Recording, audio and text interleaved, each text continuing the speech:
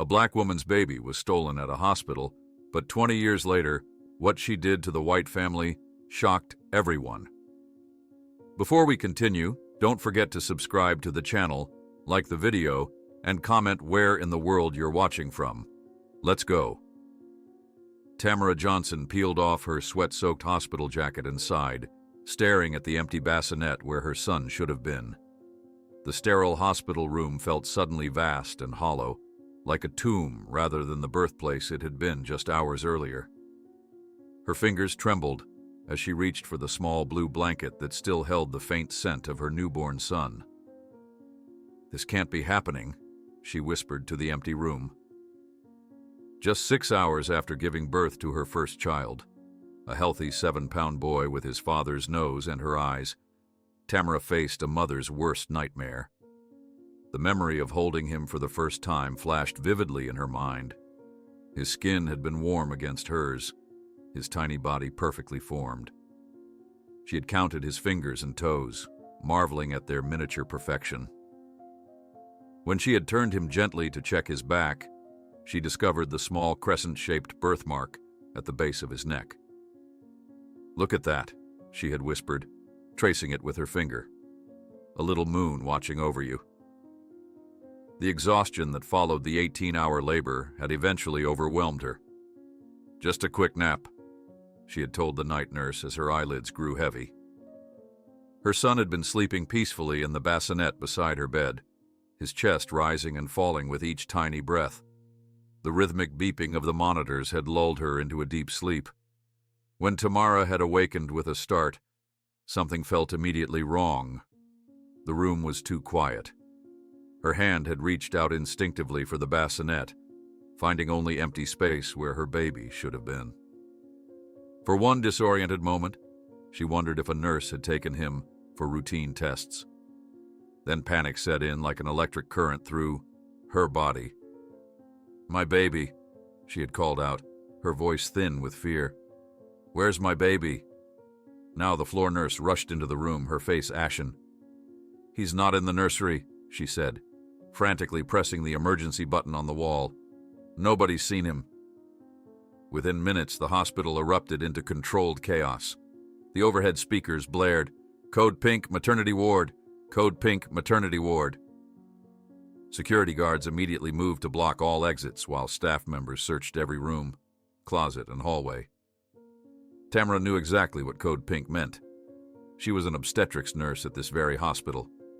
The irony wasn't lost on her as she watched her colleagues transform from friends into searchers. She knew every corridor, every procedure, every security protocol. This was her workplace, her safe haven. Yet somehow, someone had managed to take her son from under the watchful eyes of people she trusted. As a uniformed police officer questioned the floor staff outside her room, Tamara overheard fragments of conversation. "No authorized removals. Bassinet was there at 2:15 a.m. check. Mother was asleep. No visitors logged in." Each statement hammered another nail of dread into her heart. The officer, a young woman with sympathetic eyes, approached Tamara's bed. "The security team is reviewing the camera footage right now, Ms. Johnson. We'll find your baby." Tamara wanted to believe her, but as an hour passed with no news, the numbness began to give way to a deep, primal fear. Detective Morales arrived shortly after 5 a.m., bringing with him a team of officers and a K-9 unit. He was a broad-shouldered man with salt and pepper hair and eyes that had seen too many tragedies. His initial questions were gentle, professional. "Can you describe your son for me, Ms. Johnson?" he asked, pen poised over his notepad. Tamara closed her eyes, summoning every detail. 7 pounds, 2 ounces, 19 inches long. Dark hair, not much of it yet. His eyes are that newborn blue, but I think they'll darken. His fingers, her voice caught, they wrapped around my thumb so tightly, and he has a crescent-shaped birthmark, like a tiny moon at the base of his neck. As she spoke, her voice trembled with emotion, each word painfully extracting another precious detail from memory and exposing it to the harsh light of investigation. "And the baby's father?" Morales asked, his tone carefully neutral. Is he here at the hospital? Tamara felt her chest tighten. No. James left when I was 5 months pregnant. He decided he wasn't ready for fatherhood. Something in Morales' expression shifted, subtle but unmistakable. His posture stiffened slightly, and his pen hesitated over the paper.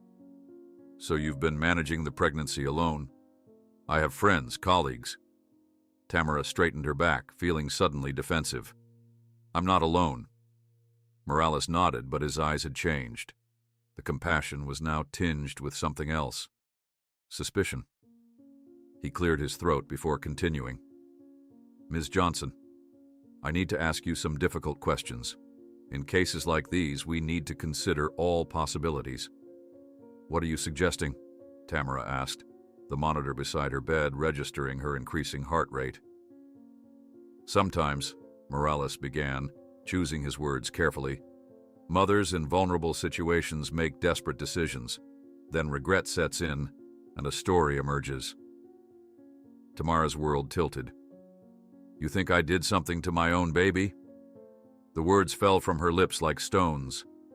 I'm not suggesting anything, Morales backpedaled, but his eyes told a different story. We're simply exploring all avenues. Something snapped inside Tamara. Hours of fear and helplessness crystallized into pure rage. She threw off her blanket and stood, ignoring the pain from her recent delivery. How dare you, she whispered, then louder. How dare you? Morales backed toward the door. Ms. Johnson, please calm down. My son is out there.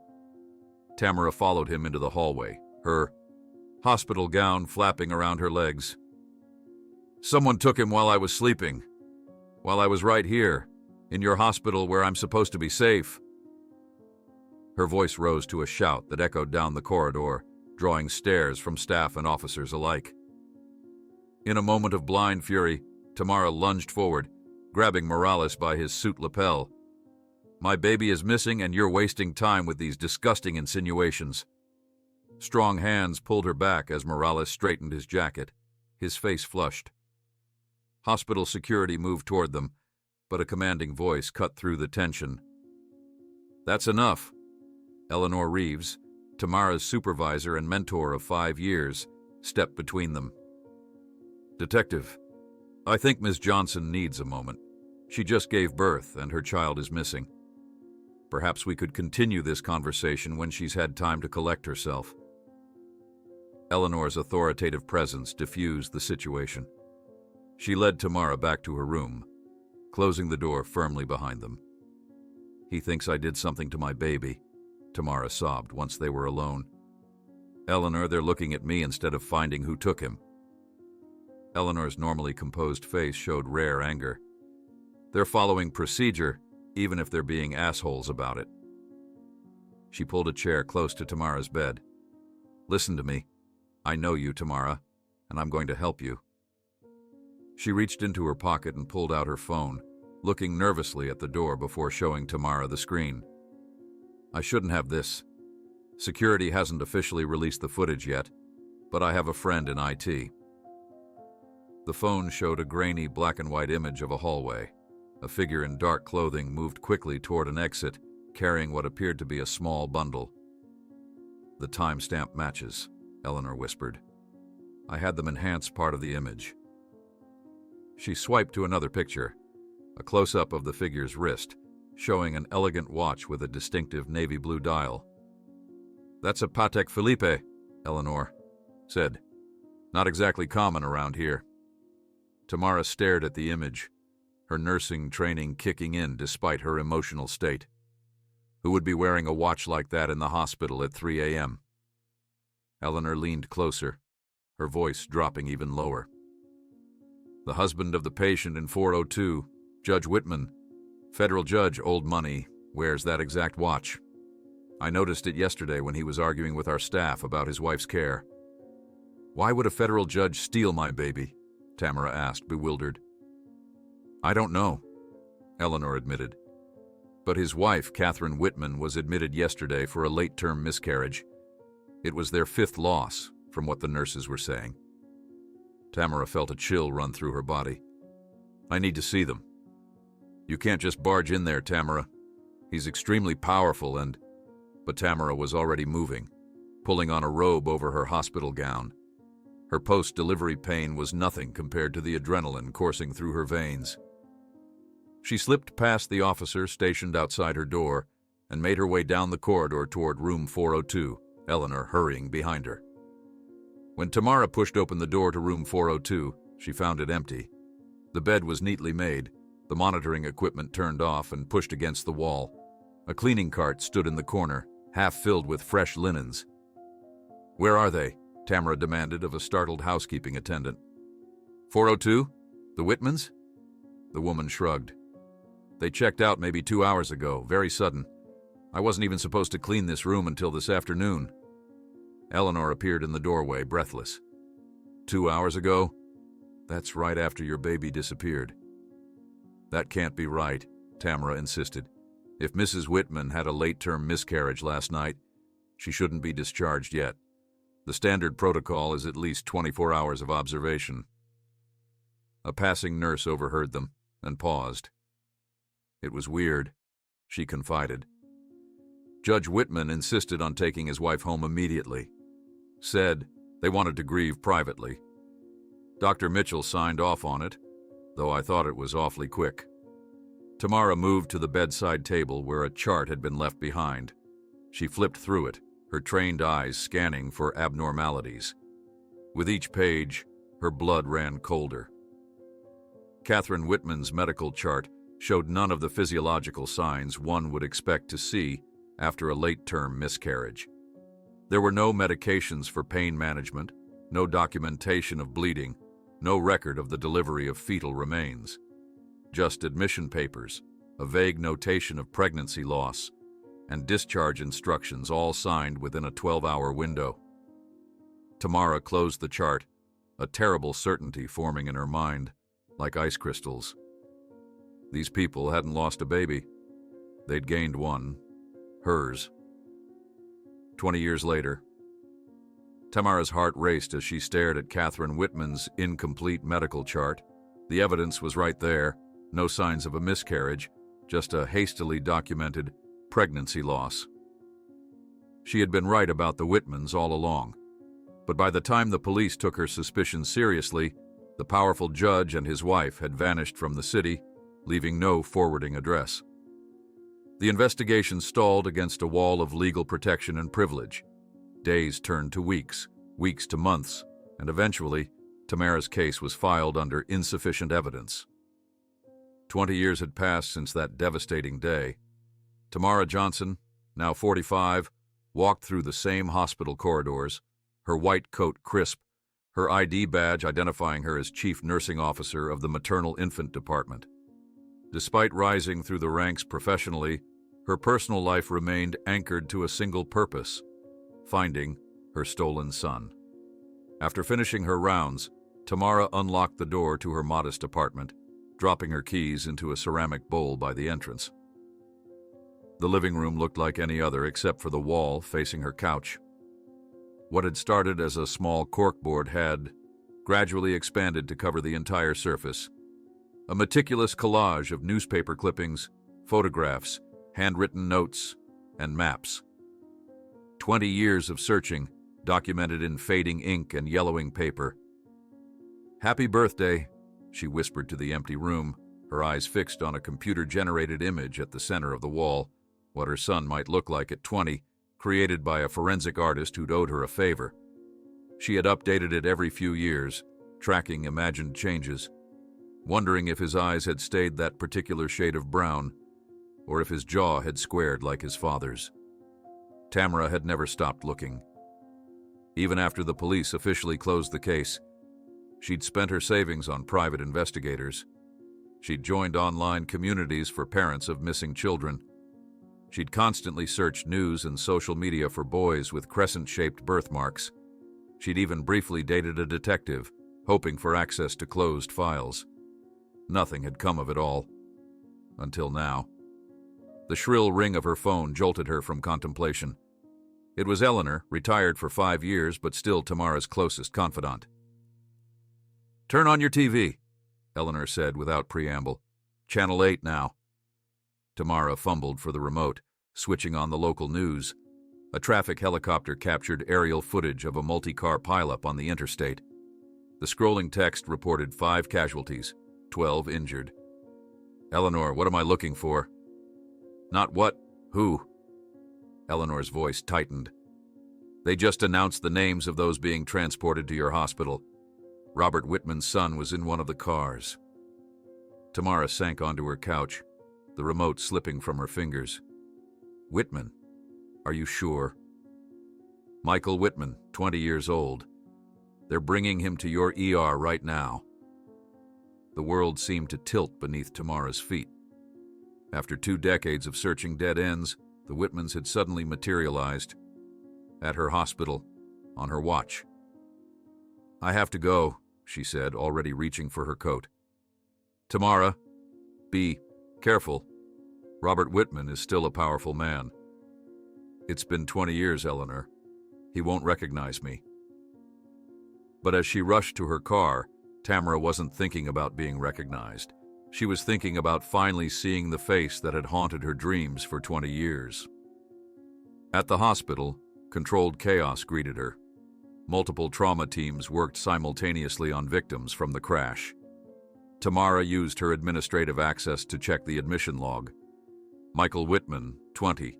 Severe concussion, broken ribs, internal bleeding. Trauma bay. 3. Her heart hammering, Tamara approached the bay, forcing her breathing to slow, her face to remain professional. She slipped into the room after the trauma team had stabilized the patient and moved on to other victims. The young man lay unconscious, intubated, his body connected to various monitors. Despite the breathing tube and the swelling on one side of his face, Tamara could see the resemblance to the computer-generated images she'd created over the years. His hair was darker than she'd imagined, his features stronger, but there was something familiar in the curve of his brow, the shape of his jawline. With gloved hands that trembled slightly, Tamara checked his vital signs, recording them on his chart with deliberate care. Then, ensuring no one was watching, she gently turned his head to examine the base of his neck. A small crescent-shaped birthmark, like a tiny moon, marked his skin.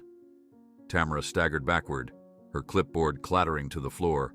20 years of searching, of hoping against hope, and now her son lay before her, broken but alive.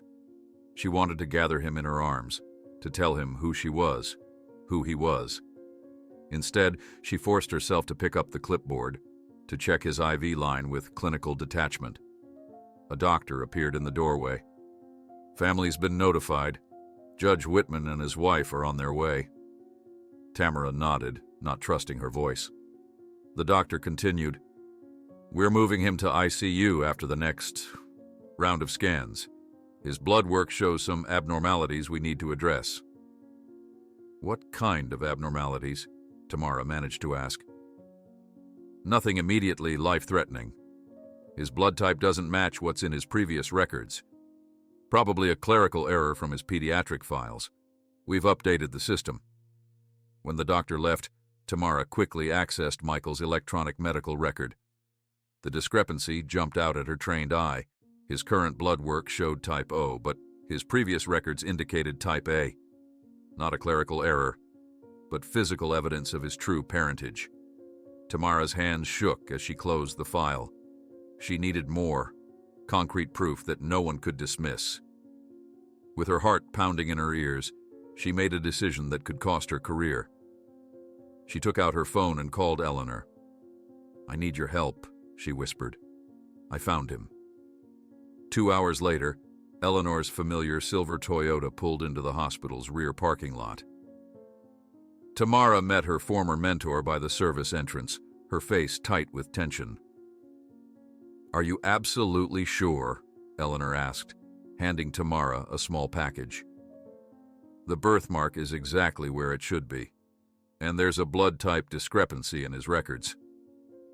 That's not enough, Tamara. Not against someone like Judge Whitman. It will be when we have the DNA results.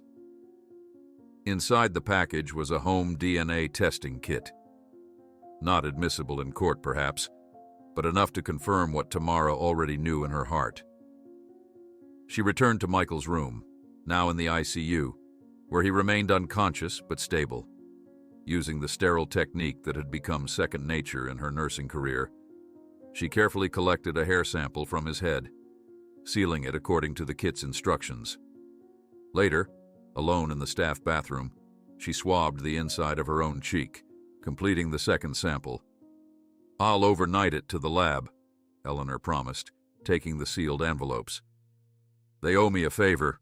We'll have results in 48 hours instead of the usual 2 weeks." Those 48 hours were the longest of Tamara's life.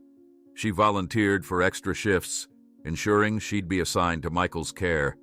She monitored his vital signs, adjusted his medications, and spoke softly to him during the night shifts when no one else was around, telling him stories about his first hours of life, hoping somehow the words would reach him through his unconscious state. On the morning of the second day, Tamara noticed subtle signs of improvement. His intracranial pressure had decreased, and the doctors were optimistic about removing the breathing tube soon.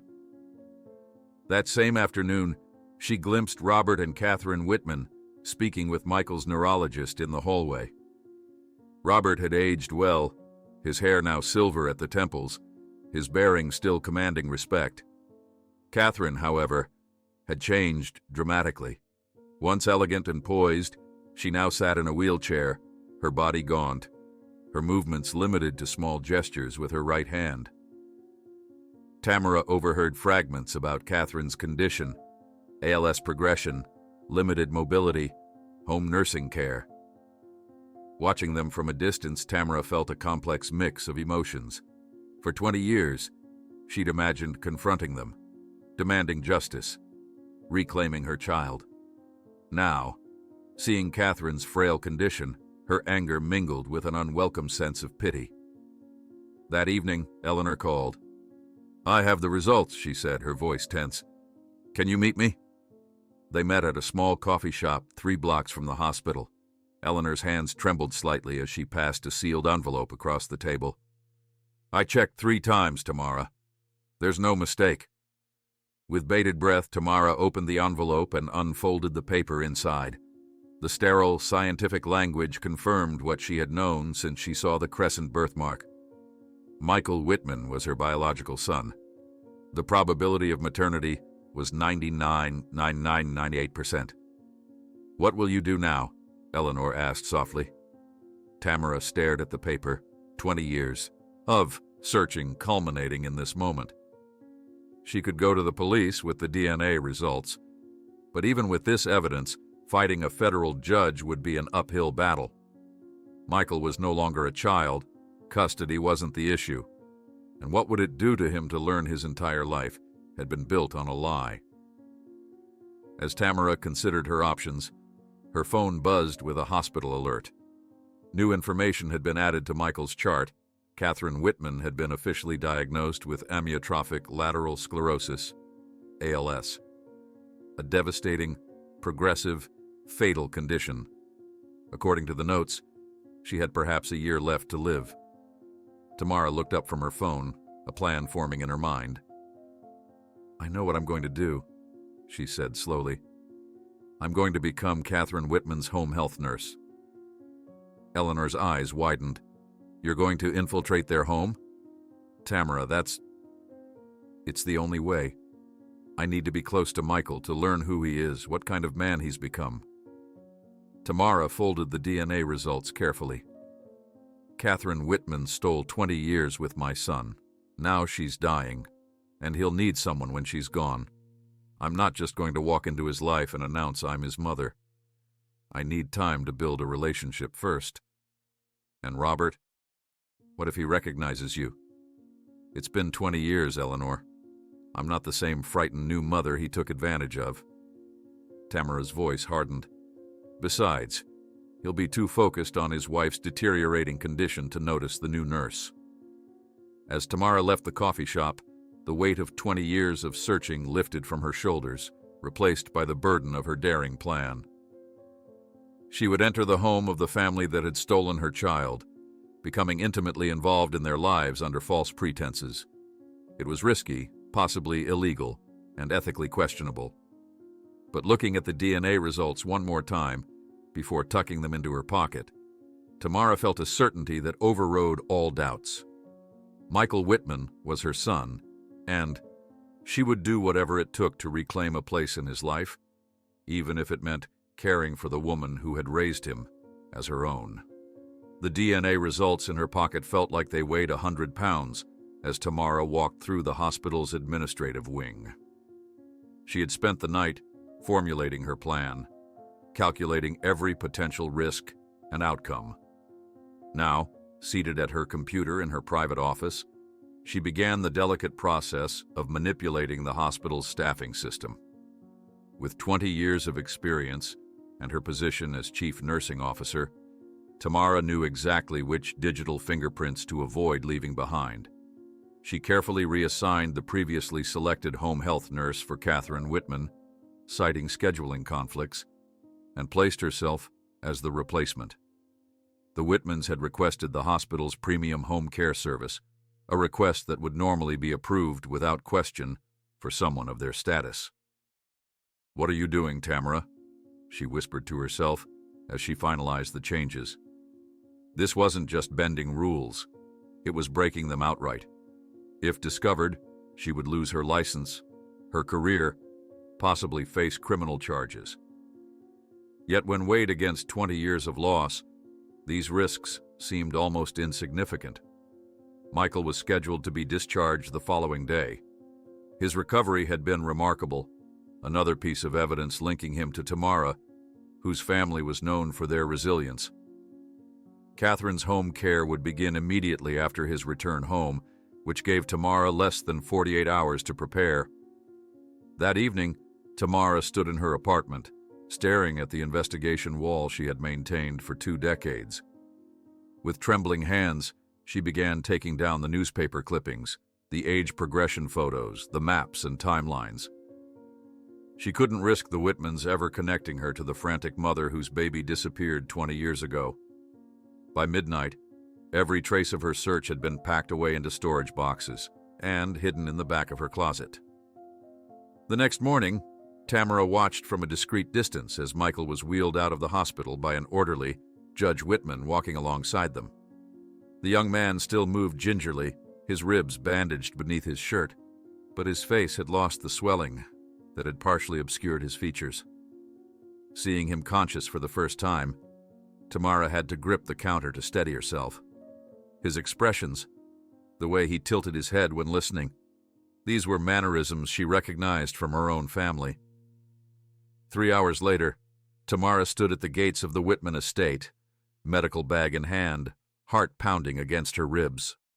The sprawling property sat on 2 acres in the city's most exclusive neighborhood, its manicured gardens and stone facade projecting wealth and permanence.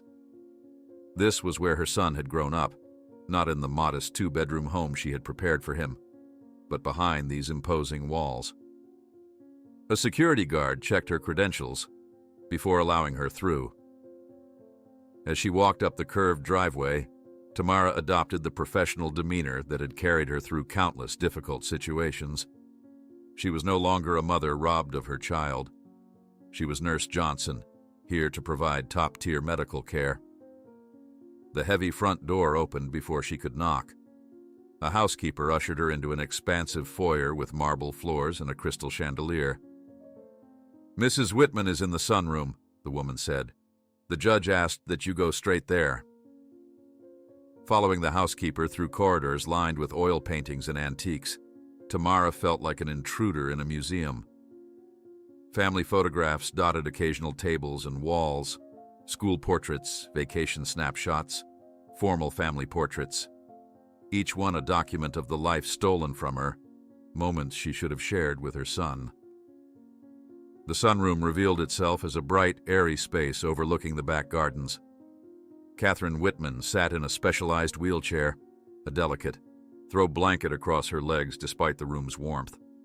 Her once beautiful face had thinned, the skin drawn tight over prominent cheekbones. Only her eyes retained their vibrancy, intelligent, watchful, and surprisingly kind. "You must be Nurse Johnson," Catherine said, her voice clear despite her physical fragility. "Thank you for coming on such short notice." Tamara set down her medical bag, professional mask firmly in place. "Please call me Tamara. I'll be with you daily, so we should be comfortable with each other." "Then you must call me Catherine." She gestured to a chair nearby. "Robert left detailed instructions, but I'd prefer to discuss my care directly with you." For the next hour, they reviewed Catherine's treatment plan, medication schedule, and physical therapy regimen. Throughout the conversation, Tamara maintained her clinical detachment, even as she absorbed every detail about the woman who had raised her son. "Michael doesn't know how quickly I'm deteriorating," Catherine confided, gazing out at the garden. "Robert thinks we should protect him, especially after the accident. I disagree, but—" She trailed off, her right hand making a small, helpless gesture. "He's young, but not a child," Tamara offered cautiously. "In my experience, patients' families cope better when they're prepared." Catherine studied her with newfound interest. "That's exactly what I've been trying to tell Robert. Perhaps he'll listen to a medical professional." A small smile crossed her face. "I'd like you to meet Michael. He should know who's caring for his mother." The word mother hit Tamara like a physical blow, but she maintained her composure. "Of course, whenever it's convenient. No time like the present. He's probably in the library." Catherine pressed a button on her wheelchair. "Claire, could you ask Michael to join us, please?" Minutes later, Tamara heard footsteps approaching. She took a deep breath, steadying herself for the moment she had imagined countless times over 20 years. Michael Whitman entered the sunroom with the careful movements of someone still healing from injuries. Taller than Tamara had realized when he was lying in a hospital bed, he moved with an innate grace that reminded her painfully of her own father. His dark hair was neatly trimmed, his clothes expensive but understated. When he smiled at his mother, Tamara saw her own dimple in his right cheek. "Michael, this is Tamara Johnson, my new nurse," Catherine said. "Tamara, my son, Michael." He extended his hand, his grip firm and warm. "Thank you for helping my mother. The hospital spoke highly of your experience."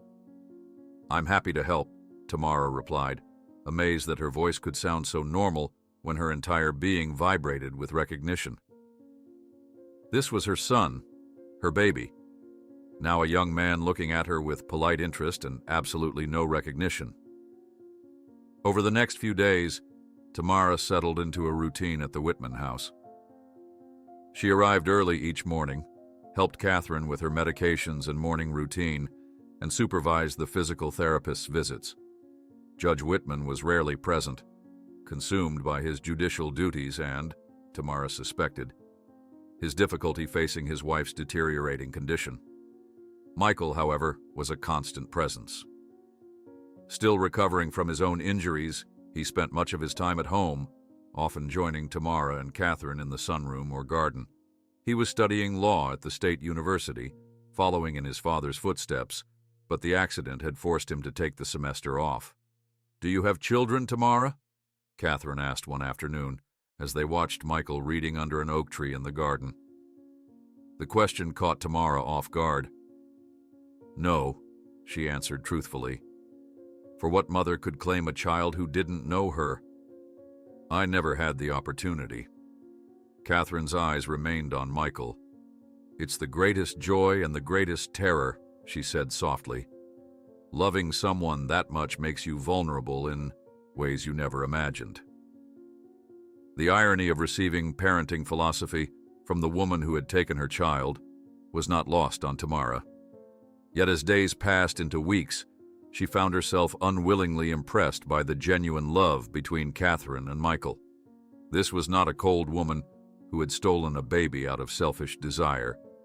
This was a mother who had raised her son with devotion and care. One evening, after helping Catherine prepare for bed, Tamara found herself alone in the judge's study. Robert was working late at the courthouse, and Michael was having dinner with university friends, his first social outing since the accident. With her heart racing, Tamara quickly searched the immaculate desk for any documents related to Michael's early childhood. The sound of a drawer opening echoed loudly in the silent room. Inside, she found neatly labeled folders. One caught her eye immediately. Michael, adoption. With trembling hands, Tamara withdrew the folder and began photographing its contents with her phone. The documents inside were sparse, not the comprehensive adoption records one would expect, but vague paperwork with convenient gaps. So focused was she on her task that Tamara didn't hear the footsteps until they were right outside the door. She barely had time to slide the folder back into the drawer before Michael appeared in the doorway. "Tamara, what are you doing in my father's study?" For a terrible moment, Tamara froze, her mind racing for an explanation. "I was looking for a pen," she said, gesturing to the notepad she'd brought as cover. "I wanted to leave your father a note about your mother's new medication." Michael's expression remained unreadable as he crossed to the desk. Tamara braced herself for accusation, for the moment when her entire plan would collapse. Instead, he reached past her and opened a different drawer, withdrawing an elegant fountain pen. "He keeps them in here," he said, handing it to her. Then, unexpectedly, he added, "You weren't really looking for a pen, were you?" Tamara's breath caught. "What makes you say that?" Michael's eyes, so like her own, studied her intently. "Because there's a cup of pens right there on the desk." He paused, then continued in a lower voice. "I've always known there was something wrong about my childhood. My parents never talk about my birth. There are no baby pictures of me, and no one in the family has this birthmark." He touched the back of his neck briefly. Before Tamara could respond, a crash sounded from upstairs, followed by the housekeeper's alarmed call. "Mr. Michael, come quick, it's your mother." They raced upstairs to find Catherine collapsed on the bathroom floor, her body contorted in a seizure. Tamara immediately dropped to her knees, turning Catherine onto her side and checking her airway while Michael called 911.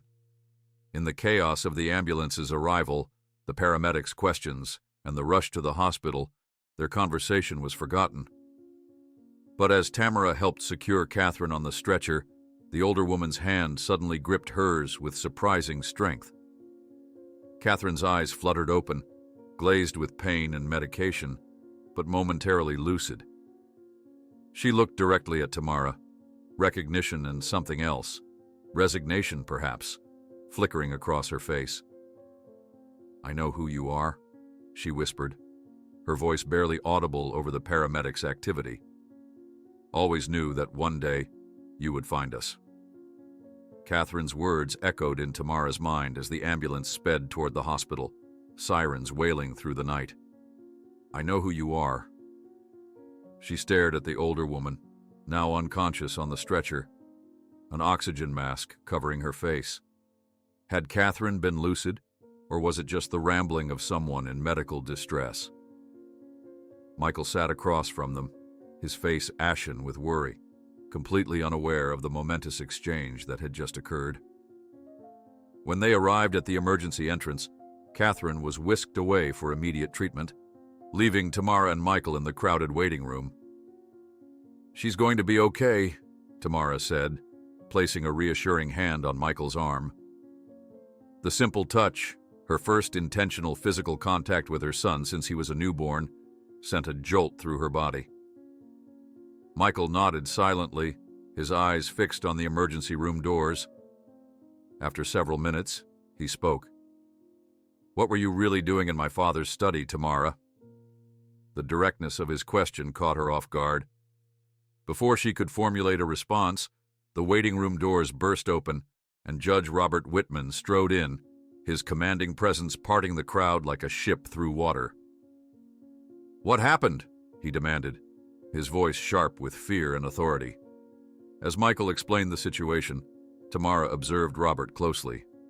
At 65, he remained an imposing figure, tall, broad-shouldered, with silver hair that added to his distinguished appearance. His eyes, cold and calculating, scanned the room before settling on Tamara with unmistakable suspicion. "You're the home nurse?" he asked, though his tone suggested he already knew exactly who she was. "Yes, Judge Whitman. I was with Catherine when she collapsed. She showed no warning signs before the seizure." Robert's eyes narrowed slightly. "You look familiar. Have we met before?" Tamara maintained her professional demeanor despite her racing heart. "I've worked at St. Mary's for many years. Perhaps we crossed paths during one of your wife's previous stays." Their conversation was interrupted by a doctor emerging from the emergency department. "Family of Catherine Whitman?" The doctor led them to a private consultation room and explained that Catherine had suffered a significant progression in her condition. The seizure was a result of neurological deterioration from the ALS, compounded by pneumonia that had developed in her right lung. "We've stabilized her for now," the doctor concluded, "but this represents a substantial decline. I recommend you prepare yourselves for more rapid progression than we initially anticipated." Michael looked stricken. "How much time does she have?" The doctor's expression softened. "It's difficult to predict precisely, but given this acceleration, perhaps a few months." Robert remained stoic, asking clinical questions about treatment options and care requirements. Tamara watched him carefully, noting how he maintained control through information, showing little outward emotion even as he received this devastating news. After the consultation, Robert pulled Tamara aside. "I'll need your full medical assessment of Catherine's condition over the past weeks. Anything you might have observed that could have predicted this decline?" "Of course," Tamara replied. "I'll prepare a complete report." "I'd like it tonight," he added, his tone making it clear this was not a request. While Robert made arrangements for Catherine's hospital stay, Tamara noticed Michael standing alone by a window, gazing out at the city lights. She approached him cautiously. "You never answered my question," he said without turning around. "About my father's study." Tamara chose her words carefully. "Michael, I think there are things about your family that aren't what they seem." He turned to face her, his expression guarded yet curious. "What do you mean?" "I found documents in your father's desk about your adoption." Michael's eyes widened. "Adoption? I'm not adopted. My parents would have told me." "Are you certain? Have you ever seen photos from your mother's pregnancy? Your birth?" A flicker of doubt crossed his face. "There's always been a gap. Baby photos start when I'm about a month old. I asked once, and Mom said the camera broke on the day I was born." He shook his head. "But that doesn't mean I was adopted." Their conversation was again interrupted, this time by a nurse informing them that Catherine was conscious and asking for Michael. As he hurried to see his mother, Robert emerged from the doctor's office and fixed Tamara with a hard stare. "I need to speak with you," he said, gesturing toward an empty waiting area. Once they were alone, his demeanor changed instantly. "I know who you are, Ms. Johnson." Tamara's breath caught, but she remained outwardly calm. "I'm not sure what you mean, Judge Whitman. Don't insult my intelligence." He withdrew several folded papers from his suit jacket. "After noticing your unusual interest in my family, I had you investigated. You're the nurse whose baby disappeared 20 years ago, from this very hospital." The world seemed to tilt beneath Tamara's feet, but she held her ground. "And what does that have to do with your family?" Robert's expression was unreadable. "You tell me. You manipulated hospital records to place yourself in my home, around my wife and son. I want to know why." Tamara's mind raced. Denial was pointless. Robert clearly had evidence. But admitting her suspicions without proof could be disastrous. Before she could respond, Michael appeared in the hallway. "Dad, Mom's asking for you," he called. His eyes moved between them, sensing the tension. "Is everything okay?" "Fine, son," Robert answered smoothly. Ms. Johnson and I were just discussing your mother's care. To Tamara, he added in a low voice, "This conversation isn't over."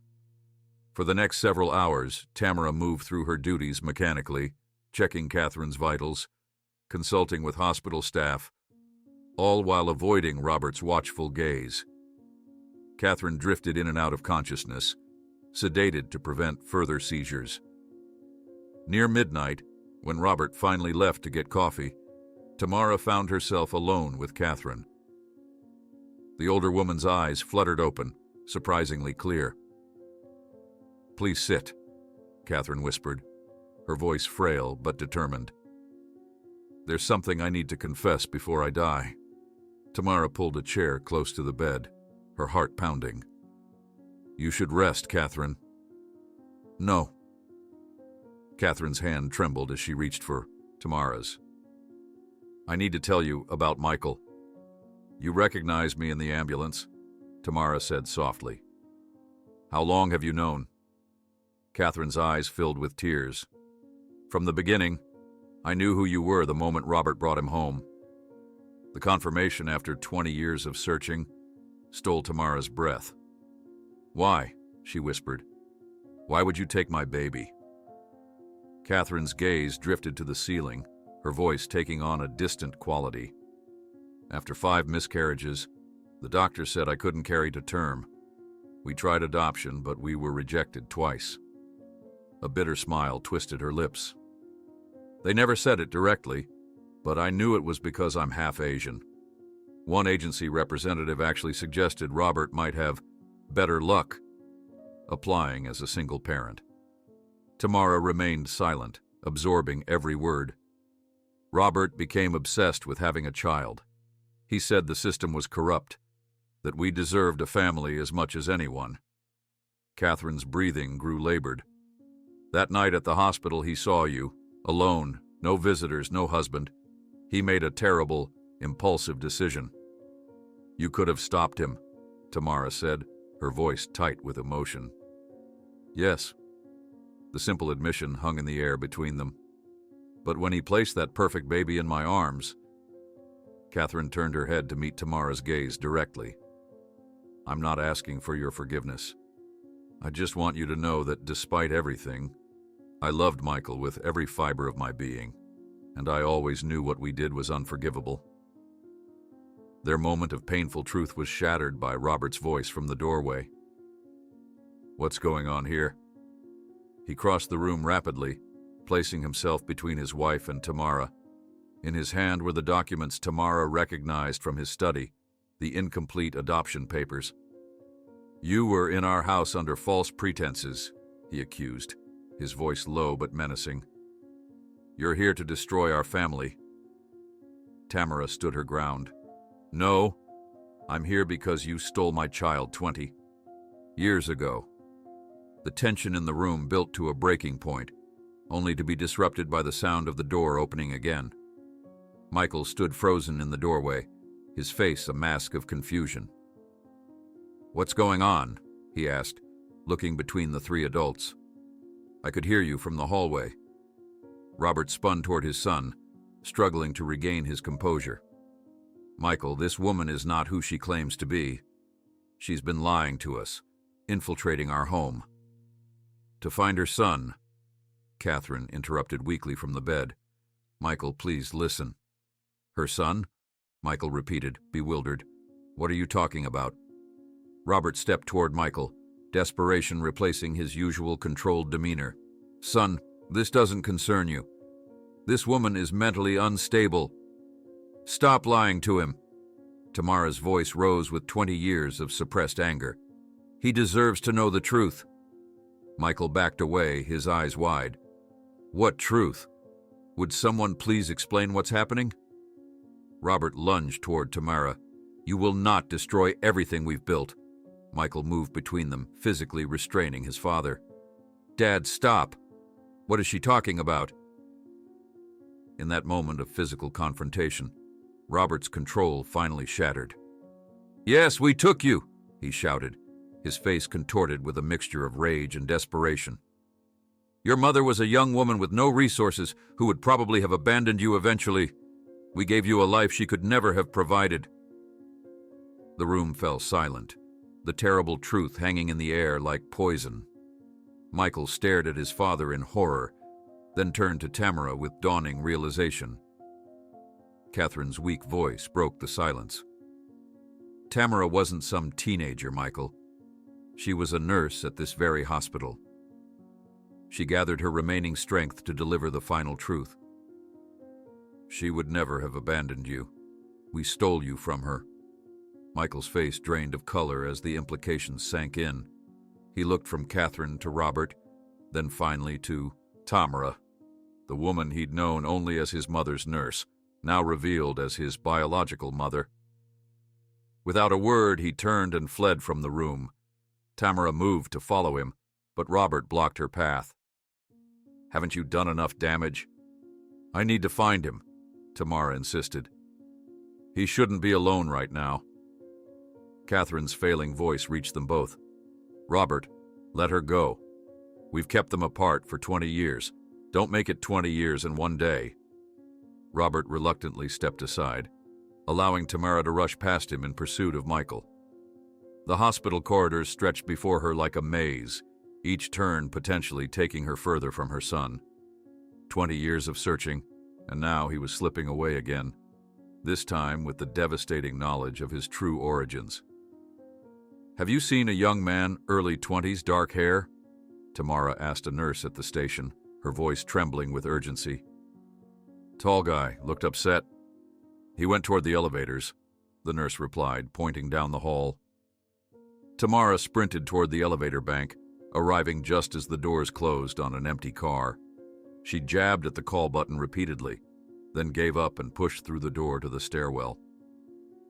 She descended 3 flights, her footsteps echoing in the concrete chamber before emerging into the main lobby. Her eyes scanned the sparse late-night crowd, an elderly couple waiting for transportation, a mother cradling a feverish child, a security guard checking his phone. But no Michael. Outside, the cool night air hit her face as she spun in a circle, searching the parking lot and nearby streets. A figure caught her attention. Robert, emerging from another hospital exit, his face grim with determination. Their eyes met across the distance, and in that moment, Tamara understood they were united by a single purpose. Finding Michael before his emotional state drove him to something rash. Robert approached her, his earlier hostility momentarily set aside. "My car's gone. He must have taken my keys from my coat."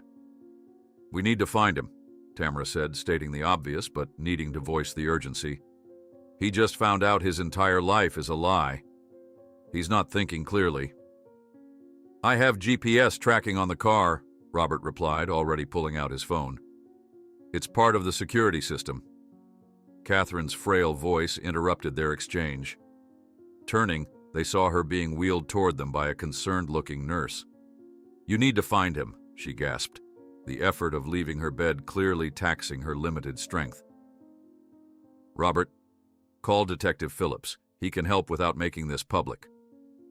Robert nodded, making the call while Tamara knelt beside Catherine's wheelchair. Despite everything, she couldn't help feeling a strange connection to this woman who had raised her son. "When he was 6, Catherine whispered, her breathing labored.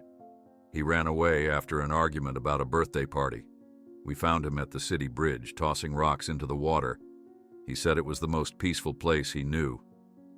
Tamara's eyes widened in understanding. The bridge, of course. The next 30 minutes passed in a blur of activity. Robert's connection with local law enforcement proved valuable as an unmarked police car arrived to transport them. Catherine insisted on coming, despite her doctor's protests, a portable oxygen tank now accompanying her wheelchair. "I did this to him," she said simply when the doctor attempted to intervene. "I need to help fix it." As they drove through the quiet streets, brief flashes of Michael's childhood illuminated the tense silence in the car. Catherine, perhaps sensing Tamara's hunger for any information about her son's life, shared fragments between labored breaths. His first steps were toward a book, she recalled, a wistful smile crossing her pale face. Not a toy or a person, a book with bright pictures. He's always been drawn to stories. He won the state debate championship at 16, Robert added unexpectedly, his eyes fixed on the road ahead. Argued both sides of a capital punishment case. The judges said they'd never seen such nuance from someone so young. Tamara absorbed these pieces of her son's history like a desert absorbing rain, each detail precious and revelatory. The son she had imagined for 20 years was becoming real through these shared memories, not just her stolen baby, but a person with a past, with achievements and quirks and complexity. The massive steel arch of the city bridge came into view, illuminated against the night sky by evenly spaced lights. Detective Phillips's voice crackled over Robert's phone. "Judge, we've located your vehicle at the north end of the bridge. No sign of your son yet." "Tell them not to approach him," Catherine said urgently. "He'll feel cornered." As they neared the bridge, Tamara could make out the silhouette of a solitary figure standing by the railing, looking out over the dark water below. Michael stood motionless, his shoulders hunched against the cold river wind, seemingly oblivious to the police cars discreetly positioned at either end of the bridge. When their car stopped, Tamara moved to get out, but Catherine caught her wrist with surprising strength. "Let me try first," she pleaded. "He's angry and confused, but he knows I'm dying. He'll listen." Robert helped Catherine into her wheelchair, adjusting her oxygen tank, while Tamara watched anxiously. The frail woman wheeled herself slowly toward her son, stopping several yards away. Their conversation was inaudible from where Tamara stood, but she could see Michael turn, his expression softening at the sight of his mother in her weakened state. After several minutes, Catherine gestured toward the car. Robert moved forward hesitantly, joining their conversation. From a distance, Tamara observed the body language of this family in crisis, Michael's rigid posture, Catherine's imploring gaze, Robert's uncharacteristic humility. Finally, Catherine turned and beckoned to Tamara. With her heart hammering against her ribs, Tamara walked toward the family that should have been hers, toward the son who had been stolen from her arms. Michael watched her approach, his eyes, so like her own, revealing a storm of emotions. "My mother," he said, his voice thick with bitterness, "says I should hear your side of the story." "I'm not here to force anything on you, Michael," Tamara replied carefully. "I just needed to know you were safe." "Safe?" He laughed harshly. "I just found out my entire existence is based on a crime. That these people," he gestured toward Robert and Catherine, "stole me from you. That my birth certificate, my family history, my childhood memories, it's all built on lies." "Not all lies," Catherine whispered, her breathing growing more labored. "We did take you wrongfully. That's unforgivable. But we loved you, Michael. That was never a lie." "How did you find me?" Michael directed his question to Tamara, ignoring Catherine's plea. "After all this time?" Tamara explained about seeing him in the hospital after his accident, noticing the crescent birthmark and the blood type discrepancy that led to the DNA test. "So it was pure chance," Michael said flatly. "If I hadn't crashed my car, you might never have found me." "I never stopped looking," Tamara countered, her voice breaking. "For 20 years I followed every lead, checked every database, kept track of every child with a crescent birthmark reported in the region." "While I grew up not knowing my own mother," Michael said, turning away to face the water again. "Not knowing my own identity." Robert stepped forward, his composure finally cracking. "Son, blame us. Blame me. I made the decision. Your mother, Catherine, she was destroyed after our 5th miscarriage. The adoption agencies rejected us. I was desperate to give her something to live for." "So you stole someone else's child?" Michael's voice rose in anger. "You're a federal judge. You're supposed to uphold the law, not break it in the most fundamental way." "I know," Robert admitted, his shoulders sagging under the weight of his confession. "I've lived with that knowledge every day of your life." "And what about her?" Michael jabbed a finger toward Tamara. "Did you ever think about what you did to her? Did you ever imagine what it would be like to have your child ripped away from you?" Catherine wheeled herself closer to Michael, reaching for his hand. "I thought about her every day," she whispered. "Every birthday, every Christmas, every milestone. I knew somewhere a mother was missing these moments." The four of them stood in silence, the bridge's lights casting long shadows, the distant sound of water flowing beneath them, a constant reminder of how easy it would be to let everything wash away. "I don't know who I am anymore," Michael finally said, his voice hollow. "All my life I've been Michael Whitman, son of Robert and Catherine, future lawyer, following in my father's footsteps. But that person doesn't exist. He never did." "You're still you," Tamara said quietly. "Your experiences, your choices, your character, those are real, regardless of your name or your origins." "But what am I supposed to do now?" Michael's voice cracked with vulnerability. "Pretend none of this happened? Become someone new? 3 different adults who are supposed to be my parents, all with different versions of who I am." Tamara took a cautious step closer. "You don't have to decide anything tonight, Michael. This is a lot to process." "That's an understatement," he said with a bitter laugh. "My dying mother isn't actually my mother. My father is a criminal who happens to be a judge, and my biological mother has been my mother's nurse. It's like some twisted soap opera." Catherine's breathing had become increasingly labored, and now she slumped in her wheelchair, the emotional strain clearly taking its toll on her weakened body.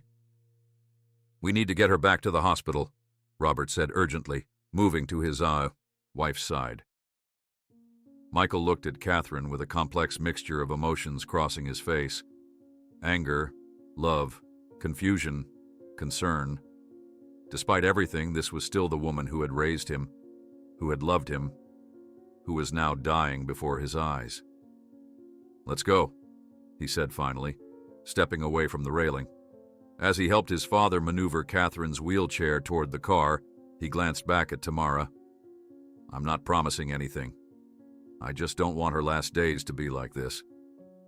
Tamara nodded, understanding the impossible position Michael found himself in.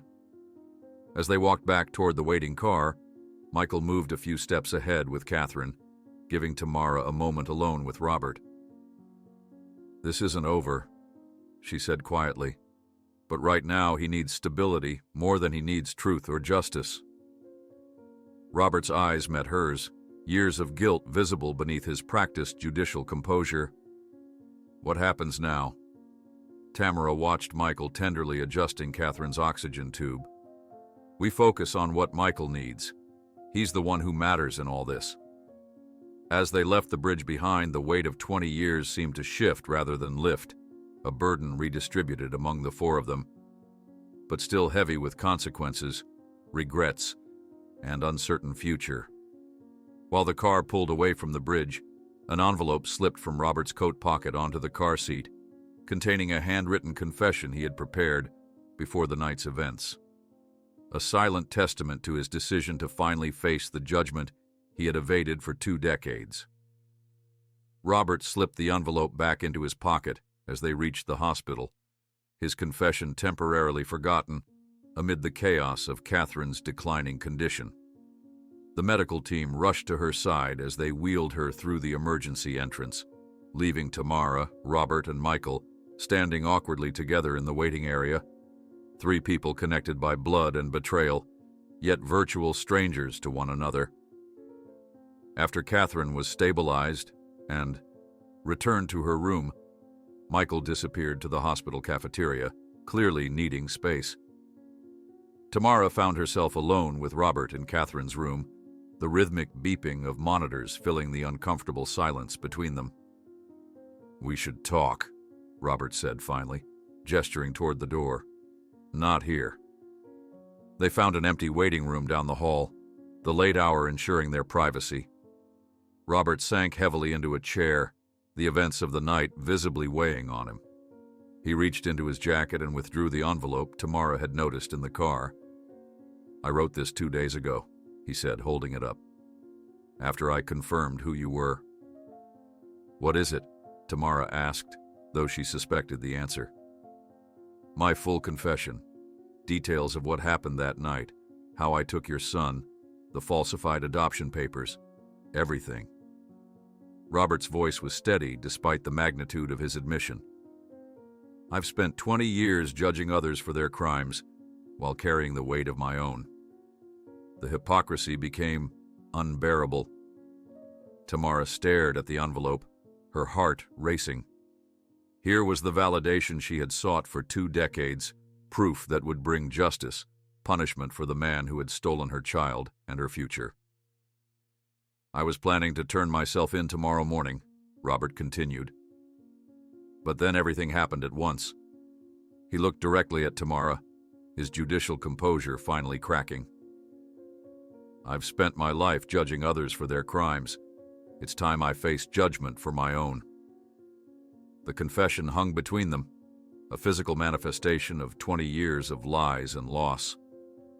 Tamara reached for it, her fingers brushing the paper that could change everything, that could send Robert to prison, destroy what remained of Catherine's final days, and potentially traumatize Michael even further. "Wait!" The word escaped her lips before she had fully processed her thoughts. "Just wait." Robert looked at her in confusion. "You don't want the confession?" Tamara rose from her chair and paced the small room, her mind racing. 20 years ago, she would have given anything for this moment, for Robert Whitman to admit his crime, to face consequences, to give her the justice she deserved. But now, looking at the frail man before her, thinking of Catherine's deteriorating condition and Michael's fragile emotional state, the situation appeared more complex than the simple justice she had once envisioned. "For 20 years, she began slowly, all I wanted was justice. I fantasized about finding the people who took my baby, about making them pay, about reclaiming what was stolen from me." She paused, gathering her thoughts. "But now I see that justice, at least the punitive kind, won't heal any of us." Robert's expression registered disbelief. "You're saying you don't want me to confess? After what I did to you?" Tamara returned to her seat, leaning forward to emphasize her words. "What I want is what's best for Michael. And right now, sending his father to prison while his mother is dying doesn't seem like it." "I don't understand," Robert said, genuine confusion in his voice. "You infiltrated our home to find evidence against us. You were ready to expose everything." "I infiltrated your home to find my son," Tamara corrected him. "To learn who he had become, to be part of his life in whatever way possible. Yes, I wanted the truth to come out, but I never specifically wanted revenge." She took a deep breath before continuing with the most radical proposal of her life. "What if there's another way? A way that doesn't involve tearing what's left of Michael's family apart?" "What are you suggesting?" Robert asked cautiously. "Catherine is dying," Tamara stated plainly. "Michael is going to lose the only mother he's ever known. He just discovered his entire identity is based on a lie. He needs stability, not more upheaval." She leaned forward, her voice intense. "What if, instead of a traditional family torn apart by crime, we create something new? A family where Michael can have 2 mothers and a father, where healing, not punishment, is the path we choose?" Robert stared at her as if she had suggested something utterly incomprehensible. "You want us to... what? Pretend to be one big happy family after what happened?" "Not happy, not immediately," Tamara clarified. "But functional, honest. A family that acknowledges its painful past but chooses to build something better for the future." She paused, her voice softening. "I spent 20 years dreaming of my son, not of revenge. The silence that followed was profound. Robert's judicial mind seemed to be processing her proposal from every angle, looking for flaws, for hidden motives. "Why would you offer this?" he finally asked. "After everything we took from you?" Tamara considered the question carefully. "Because punishing you won't give me back those 20 years. It won't help Michael heal. And it won't honor the love Catherine gave my son when I couldn't." She met his gaze steadily. "This isn't forgiveness, Robert. It's choosing a better future over a justified but destructive past." Before Robert could respond, the door opened, and Michael stood in the threshold, his expression indicating he had heard at least part of their conversation. "You're serious?" he asked Tamara, his voice a mixture of disbelief and fragile hope. "You'd be willing to coexist after everything they did?" Tamara turned to face her son, seeing in his features echoes of herself, of his father James, and even subtle expressions that must have been absorbed from Robert and Catherine. "I'm willing to try," she said simply. "For you." Michael entered the room fully, closing the door behind him. "I've been thinking about this since the bridge, about who I am, who I want to be." He ran a hand through his hair, a gesture Tamara recognized as her own. "I'm angry. At both of you," he indicated Robert, "and at the situation. But Mom, Catherine, she doesn't deserve to spend her last months watching her family implode." Robert stood uncertain, the confession still in his hand. "Son, I'm prepared to face the consequences of what I did. You shouldn't have to protect me." "I'm not protecting you," Michael replied firmly. "I'm protecting myself. I need time to process all this without having to visit my father in prison while attending my mother's funeral." The three of them stood in a triangle of uncertain allegiance, the proposal hanging in the air between them like a radical experiment no one was sure would succeed. It was Tamara who finally broke the silence. "We take it one day at a time," she suggested. "We focus on Catherine's care and on giving Michael space to adjust. Robert, you hold on to that confession. The statute of limitations doesn't expire on kidnapping. If this arrangement doesn't work, if any of us decides justice requires a different path, that option remains." Robert nodded slowly, returning the envelope to his pocket. "I've been a judge for 30 years. I've seen what the justice system can and cannot heal. If you're willing to try this unorthodox approach, I won't object." The tension in the room shifted subtly, not dissipating entirely, but transforming from hostile opposition to cautious collaboration. They were still adversaries in many ways, bound by a history of crime and suffering, but now united by a shared goal, helping Michael navigate this impossible situation. In the days that followed, they established an uneasy truce. Catherine, when told of the arrangement, responded with tears of gratitude and disbelief. "I don't deserve this kindness," she told Tamara during a private moment, "but I'm selfishly grateful for it." Robert struggled more visibly with the new dynamic. Decades of authority and control had not prepared him for this vulnerability, for owing his freedom to the woman he had wronged so grievously. Tamara often caught him watching her with a mixture of suspicion and bewilderment, as if unable to comprehend why she hadn't sought his destruction. For Michael, the process was most complex of all. He spent time with Tamara, cautiously getting to know his biological mother while simultaneously caring for Catherine during her rapid decline.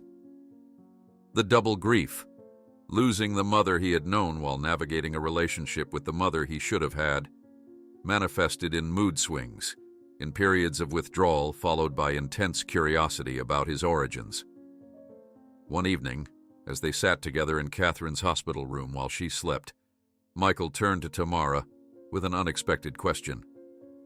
"And if I want to know my biological father too, would you all be willing to find him with me?" The question hung in the air, a reminder that their unconventional family arrangement had only just begun to address the complexities of Michael's fragmented identity.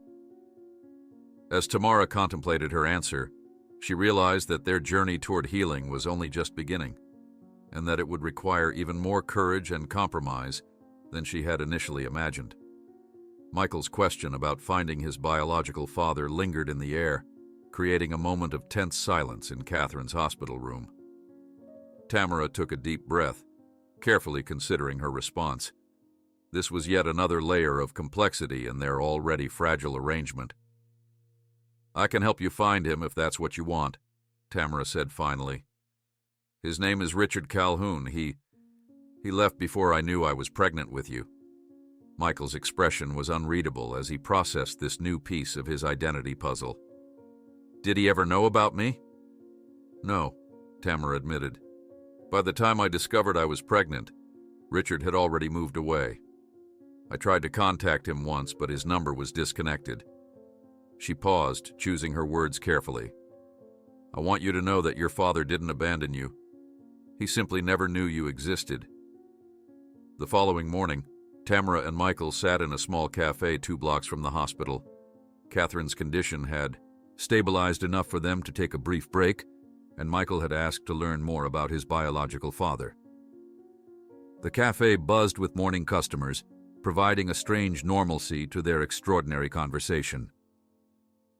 "Richard was an architectural student when I met him," Tamara explained, warming her hands around a mug of coffee. "Brilliant, creative, always sketching buildings that seemed impossible to construct." A small smile played across her lips at the memory. "We dated for about 8 months. Why did he leave?" Michael asked, stirring his untouched tea. Tamara's smile faded. "He received a fellowship to study in Chicago. I encouraged him to take it. It was his dream. We tried long distance for a while, but eventually..." She shrugged. "Sometimes relationships just run their course." "And you never told him about me? Even after I disappeared?" "The police tried to contact him during the initial investigation," Tamara explained. "But he had moved again. This was before social media, before everyone was easily traceable." She reached across the table, not quite touching Michael's hand. "I focused on finding you, not him." After their conversation, Tamara called Eleanor, who despite her retirement still maintained connections throughout the hospital and beyond. "I need to find someone," Tamara explained. "Richard Calhoun, probably in his mid-40s now. Last I heard, he was an architect in Chicago, but that was 20 years ago." "Your timing is impeccable," Eleanor replied, the smile evident in her voice. "My nephew just married a woman who works for a major architectural firm. Let me make some calls." 3 days later, Eleanor delivered the news. Richard Calhoun was now a partner at a prestigious architectural firm just 2 hours away. He had moved back to the area 5 years ago after establishing his career in Chicago. "Are you sure you want to do this?" Tamara asked Michael as they sat in Catherine's hospital room discussing the discovery. Finding Richard adds another complication to an already complicated situation. Catherine, more alert than she had been in days, reached for Michael's hand. "You should meet him," she said softly. "Every piece of your history matters." Robert, who had been silently observing from the corner, nodded his agreement. "Catherine's right. You deserve to know your full heritage." The next day, Tamara made the call she had imagined countless times over the years. The receptionist at Richard's firm transferred her quickly, and suddenly a familiar voice, deeper than she remembered, but unmistakably his, was speaking in her ear. "Richard Calhoun speaking." "Richard, this is Tamara Johnson." She paused, waiting for recognition that didn't come. "We knew each other about 20 years ago." A brief silence followed. "Tamara, from nursing school? This is unexpected." "Yes, that's me." She took a deep breath. "Richard, there's something important I need to discuss with you. Something I should have told you years ago." "Is everything okay? You sound serious." "I'd prefer to discuss it in person. Are you available to meet sometime this week?" They arranged to meet in a park the following day. neutral territory that Tamara hoped would make the extraordinary conversation ahead somewhat easier. Michael had decided to come along, though he agreed to wait nearby until Tamara had a chance to explain the situation to Richard. When Tamara spotted Richard approaching along the park pathway, her breath caught momentarily. 20 years had matured him, adding distinguished gray at his temples and lines around his eyes, but his confident stride and the way he carried his tall frame remained unchanged. "Tamara," he said with a warm smile, embracing her briefly, "you look wonderful. It's been, what, 20 years?" "Almost exactly," she confirmed, gesturing to a nearby bench. As they sat, Tamara noticed Michael watching from a distance, his resemblance to Richard striking from this angle. The same height, the same way of holding his shoulders. "Richard, I need to tell you something that's going to come as a shock," she began. "When you left for Chicago all those years ago, I was pregnant. I didn't know it at the time, and by the time I found out, you had moved and changed your number." Richard's expression transformed from friendly nostalgia to stunned disbelief. "You were pregnant? We have a child?" "We had a son," Tamara continued, her voice steady despite the emotion building in her chest. "But something terrible happened. He was kidnapped from the hospital when he was just hours old." She watched as Richard processed this information, his architectural mind seemingly trying to construct a framework to understand such a revelation. "My God, Tamara, I had no idea. Did you ever find him?" "That's why I'm here," she said. "After 20 years of searching, I found our son 3 weeks ago. His name is Michael, and he's here with me today." Richard's eyes widened, his gaze darting around the park. "Here? Right now?" Tamara nodded and raised her hand, signaling to Michael. As he approached, Richard stood, his expression a mixture of awe and uncertainty. "Michael," Tamara said softly, "this is Richard Calhoun, your biological father. Richard, this is our son, Michael." The two men regarded each other with careful scrutiny, each searching for reflections of themselves in the other's features. Michael extended his hand first, and Richard took it, their handshake turning almost unconsciously into a brief embrace. "This is overwhelming," Richard said, his voice thick with emotion. "Tamara, why didn't the police contact me when he disappeared?" "They tried," she explained as they all sat on the bench. "But you had moved, changed numbers. This was before social media made everyone findable." For the next hour, Tamara explained the extraordinary circumstances of their reunion, Michael's accident, the discovery of his identity, and the complicated situation with the Whitmans. Richard listened in stunned silence, occasionally glancing at Michael as if to reassure himself that this young man was really his son. "So, you've been raised by a federal judge and his wife," Richard said finally, "and now you're discovering your biological parents. That's a lot to process." "It gets more complicated," Michael admitted. "My mother, Catherine, is dying of ALS, and my father, Robert, technically committed a federal crime by taking me." Richard ran a hand through his hair, a gesture so similar to Michael's that Tamara couldn't help but smile. "And where do I fit into all this?" he asked cautiously. "That's up to Michael," Tamara replied, looking at their son. Michael took a deep breath. "I just want to know who I am, who I come from. My whole life has been based on a lie, and now I'm trying to piece together the truth." "I'm married," Richard said gently. "I have 2 children, a boy who's 12 and a girl who's 9. They would be your half-siblings." Michael's eyes widened slightly at this new information. "I have siblings?"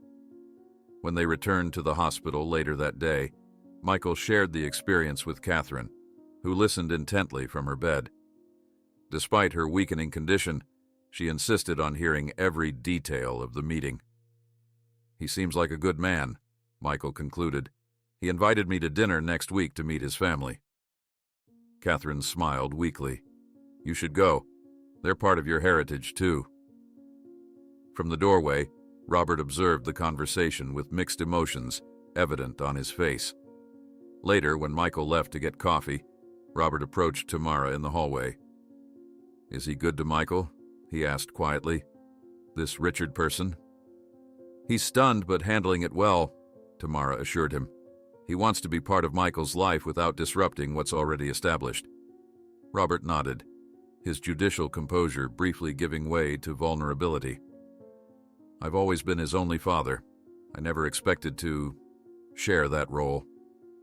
In the following weeks, Michael carefully navigated his expanding family circle. He spent mornings with Catherine, whose condition continued to deteriorate rapidly. Afternoons often found him with Tamara, asking questions about his infancy, his biological heritage. The grandmother he would never meet who had died while Tamara was in nursing school. Twice he visited Richard and his family, gradually building connections with his half-siblings, who were excited rather than threatened by the discovery of an older brother. Richard's wife, initially wary, had welcomed Michael with surprising warmth after learning the extraordinary circumstances of his appearance in their lives. Catherine's condition worsened dramatically one evening, requiring emergency intervention. As the medical team worked to stabilize her, Michael stood in the hallway between Tamara and Robert, the three of them forming an unlikely unit of support. When the doctor emerged with news that Catherine had stabilized, but would likely not survive more than a few weeks, Michael made a quiet announcement. Richard asked if he could come meet Catherine, he said, looking between his biological mother and the man who had raised him. Would that be too much? Too strange? The question hung in the air, highlighting the extraordinary complexity of their situation and the challenges still ahead as they attempted to build a family from fragments of truth and falsehood. As they grappled with this next step in their unconventional journey, Tamara found herself wondering how many more surprises awaited them all in the coming days. As the night advanced and the first decisions were tentatively made, Michael looked up with newfound vulnerability in his eyes. "And if I want to know my biological father better, are you all willing to find a way to make that work for me? And if I want to know my biological father better, are you all willing to find a way to make that work for me?" Michael's question lingered between them, a reminder of the delicate balance they were all trying to maintain. Tamara nodded slowly. "Of course. Richard is part of who you are." Robert looked less certain but offered a stiff nod of agreement. "Whatever you need, son." Later that night, Tamara returned to her car in the hospital parking garage, exhausted from the emotional weight of the day. As she unlocked her door, she noticed a manila envelope tucked under her windshield wiper. Thinking it might be a hospital notice about parking regulations, she pulled it free and glanced inside. What she found made her blood run cold. The envelope contained yellowed newspaper clippings about her son's disappearance from 20 years ago. Headlines screamed, "Newborn missing from hospital," and "Nurse's baby vanishes without a trace." Beneath the clippings was a handwritten note on expensive stationery. "Some crimes don't deserve to go unpunished. The truth needs to come out." Tamara's hands trembled as she slid back into her car, locking the doors reflexively. Who could have left this? The handwriting was unfamiliar, elegant, precise, almost calligraphic. She dug through the envelope's contents again, looking for any clue to the sender's identity. The following morning, Tamara arrived at Eleanor's modest retirement community, the envelope clutched tightly in her hand. Her former mentor welcomed her with concern, etched across her face. "You sounded worried on the phone," Eleanor said as she poured tea into delicate porcelain cups. "What's happened?" Tamara placed the envelope on the kitchen table. "Someone left this on my car last night. Someone who knows about Michael." Eleanor examined the contents, her experienced eyes scanning each clipping methodically. "This is troubling," she admitted, "but not entirely unexpected. Secrets this big rarely stay contained. Do you think Robert might be behind this? Having second thoughts about our arrangement? Eleanor shook her head. This isn't Robert's style. He's direct, even in his manipulations. She tapped the note with her finger. No, this feels like someone else. Someone who feels they have a stake in seeing justice done. Eleanor's phone rang, interrupting their speculation. After a brief conversation, she turned to Tamara with increased worry. That was Sally from administration. Lisa Martinez has been asking questions at the hospital. About you, about the Whitmans, about a baby that disappeared 20 years ago. Lisa Martinez? The name sounded vaguely familiar to Tamara. Investigative reporter for the Daily Chronicle. She's won awards for exposing corruption. Very thorough, very persistent. Eleanor's expression was grave. If she's connecting these dots, your private arrangement could become very public, very quickly. Tamara felt her carefully constructed world beginning to fracture. A media exposure would devastate Michael, traumatize Catherine in her final days, and potentially restart criminal proceedings against Robert. Everything they had delicately balanced would collapse. I need to contain this, Tamara said firmly. Find out what she knows, what she plans to publish. Be careful, Eleanor warned. Journalists like Martinez protect their sources fiercely. If someone is feeding her information about your case, she won't reveal them easily. For the next several days, Tamara divided her attention between Catherine's declining health, Michael's emotional needs, and this new threat looming on the horizon. She discreetly inquired about Lisa Martinez around the hospital, learning that the reporter had interviewed several longtime staff members, ostensibly for a story about hospital security improvements over the decades. Brief flashes of the past surfaced in Tamara's mind as she drove home one evening. The media frenzy that had followed her son's disappearance, reporters camping outside her apartment, the headlines that gradually moved from sympathy to suspicion as weeks passed without resolution. The thought of Michael, experiencing that chaos now, when he was already struggling with his fractured identity, was unbearable. Tamara's opportunity to confront the situation came unexpectedly when she spotted Detective Morales, now retired and significantly grayer, leaving the hospital administrative offices. She hadn't seen him since the initial investigation had fizzled out years ago. Detective Morales, she called, hurrying to catch him before he reached the elevator. He turned, recognition dawning slowly on his lined face. Miss Johnson, it's been a long time. Why are you here? She asked without preamble. Are you consulting on a case? Morales shifted uncomfortably. Just catching up with old colleagues. His evasiveness confirmed Tamara's suspicions. Did Lisa Martinez contact you? Tamara pressed, lowering her voice. About my son's case? The slight widening of his eyes told her everything. I don't discuss ongoing investigations, he replied automatically. There is no ongoing investigation, Tamara countered. The case was closed years ago. Morales sighed, the professional detachment he'd maintained during their past interactions finally softening. Martinez has been digging into cold cases involving prominent citizens. She found inconsistencies in your son's file, the way the investigation was suddenly deprioritized, the lack of follow-up on certain leads. He paused. She has her teeth in this, Ms. Johnson. And from what I remember about Lisa Martinez, she doesn't let go easily. Did you tell her about the Whitmans? Tamara asked, her heart racing. I didn't have to. She already had their name. Morales studied her face carefully.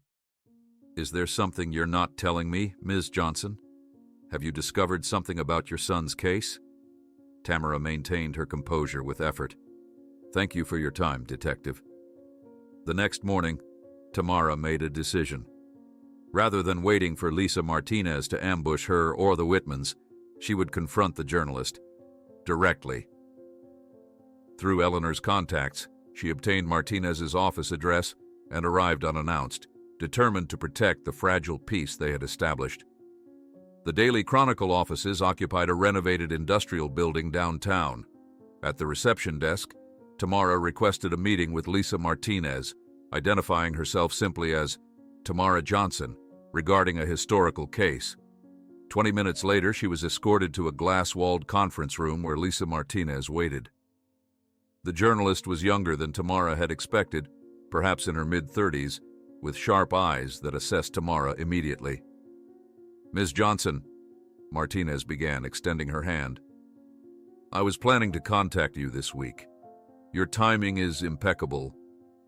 "I know why you wanted to contact me," Tamara replied, skipping pleasantries. "You're investigating my son's disappearance from 20 years ago, and somehow you've connected it to the Whitman family." Martinez's expression revealed nothing as she gestured for Tamara to sit. "You're well informed.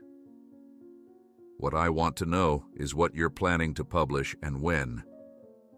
The journalist leaned forward. "I believe your son was kidnapped by Judge Robert Whitman and his wife Catherine, and that they raised him as their own for 20 years. I also believe you've recently discovered this fact and have made contact with them." She paused, watching Tamara carefully. "What intrigues me most is why no charges have been filed, why there's been no public reconciliation or accusation." Tamara fought to keep her expression neutral. "That's quite a theory." "It's more than a theory.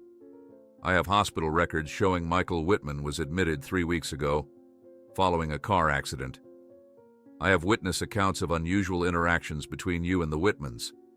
I have evidence of your reassignment as Catherine Whitman's home health nurse, despite clear conflict of interest protocols."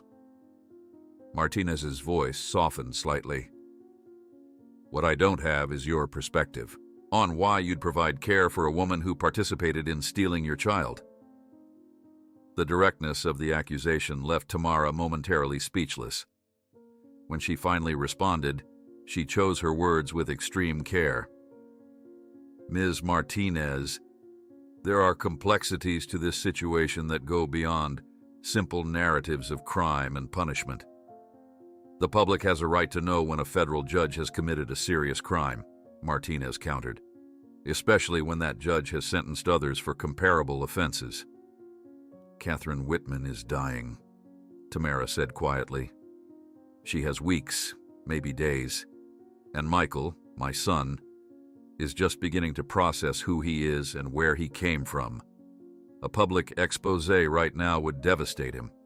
Martinez seemed unmoved. "So you're protecting the people who stole your baby? That's a rather extraordinary position." "I'm protecting my son," Tamara corrected firmly. "For 20 years I had no control over his life. Now that I've found him, my priority is his well-being, not public justice or revenge." A lengthy silence followed as the journalist assessed Tamara with newfound interest. "You know," Martinez finally said, "when I started investigating this story, I expected to find a clear villain and victim. I didn't expect to find whatever this arrangement is you've created." "I'm asking for time," Tamara said, leaning forward earnestly. "Not forever, just until Catherine passes. Until Michael has had a chance to adjust to his new reality." Martinez considered this request, tapping her pen against her notepad. "And Judge Whitman? Is he part of this unusual family arrangement too?" Before Tamara could respond, the conference room door opened, and Robert Whitman himself entered, his authoritative presence filling the small space. "I believe I can answer that question myself," he said, nodding briefly to Tamara, before taking a seat beside her, presenting a united front that would have been unimaginable weeks earlier. Martinez's eyes widened slightly at this unexpected development. "Judge Whitman, I wasn't aware you'd be joining us." "Ms. Johnson informed me of this meeting," Robert replied smoothly. "I felt it appropriate to address your concerns directly." "My concerns? I'm investigating your kidnapping of an infant 20 years ago," Martinez stated bluntly. "That's considerably more than a concern." Robert nodded, his judicial composure unwavering.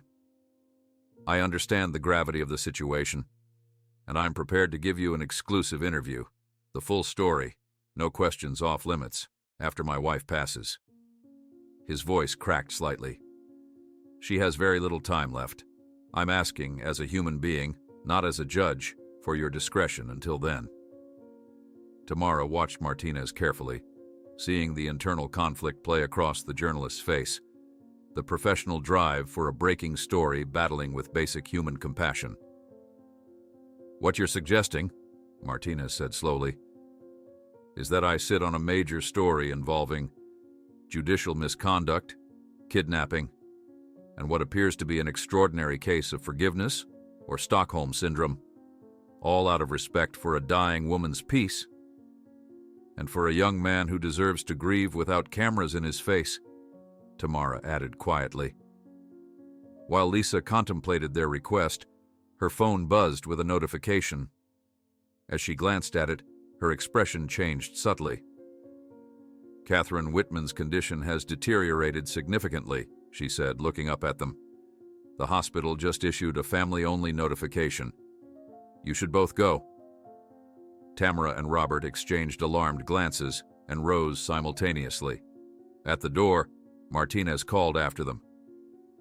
"This conversation isn't over, but you have my word. I won't publish anything until after she's gone. After that, we'll need to talk about how this story gets told." As they rushed toward the hospital, Robert glanced at Tamara with newfound respect. "Thank you for trying to protect my family. Our family." He corrected himself awkwardly. Tamara nodded, the urgency of Catherine's condition temporarily overriding the tension of the journalist's investigation. Yet as they drove, a weight settled in her stomach. No matter what arrangement they had made among themselves, the world would soon know their story, and would judge them all by standards they hadn't considered in their private struggle for healing and reconciliation. While they waited for the elevator in the hospital lobby, Tamara's phone buzzed with a text from an unknown number. Some people won't allow justice to be privatized. The truth needs to come out, with or without the journalist's help. Tamara stared at the anonymous text message, a chill running down her spine. Someone else was watching them. Someone beyond Lisa Martinez. Someone determined to expose their fragile arrangement regardless of the consequences. She quickly showed the message to Robert, whose face darkened with concern. "We'll deal with this later," he muttered, pocketing his phone as the elevator doors opened. "Catherine needs us now." They rushed through the hospital corridors, the threat temporarily eclipsed by the more immediate crisis. When they reached Catherine's room, they found Michael already there, clutching his mother's frail hand, his face etched with grief. Doctors and nurses moved efficiently around them, adjusting equipment and checking vital signs. "What happened?" Tamara asked, approaching the bedside. The attending physician, a woman with kind eyes and a grave expression, stepped toward them. "Mrs. Whitman experienced acute respiratory failure. We've stabilized her for now, but her condition is deteriorating faster than anticipated.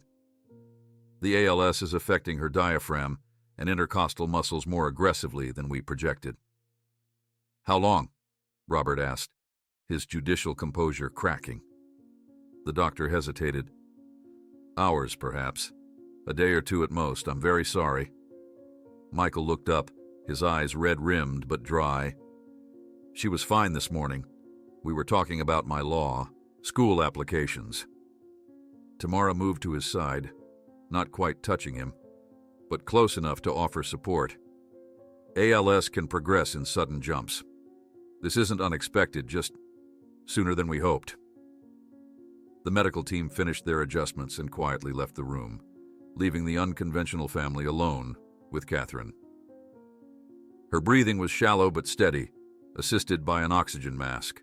The constant beeping of monitors provided a rhythmic reminder of her tenuous hold on life. Robert took a seat on the opposite side of the bed, reaching for Catherine's other hand.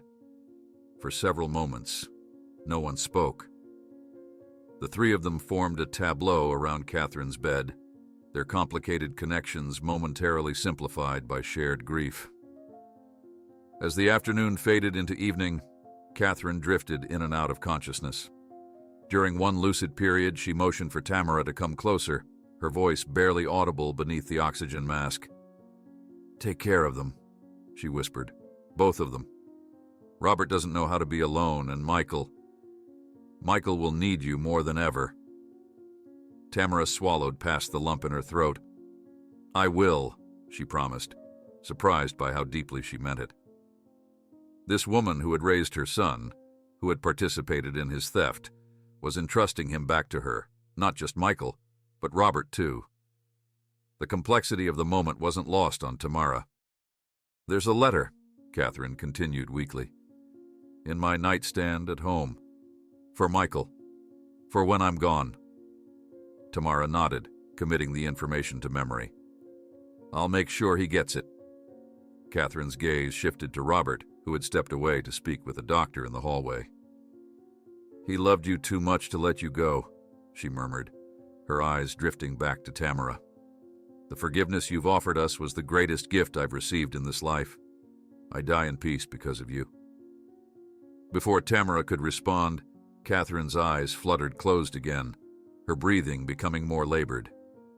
The monitor's beeping quickened, slightly, drawing Michael's alarmed attention. "Is she—" he began, panic edging his voice. "No," Tamara assured him, slipping easily into her professional role. "But we should call the nurse." The night progressed with agonizing slowness. Robert arranged for 3 reclining chairs to be brought into the room so they could stay comfortably. Around midnight, Michael finally succumbed to exhaustion, dozing fitfully in his chair. Robert stepped out for coffee, leaving Tamara alone with Catherine for the first time since her condition had worsened.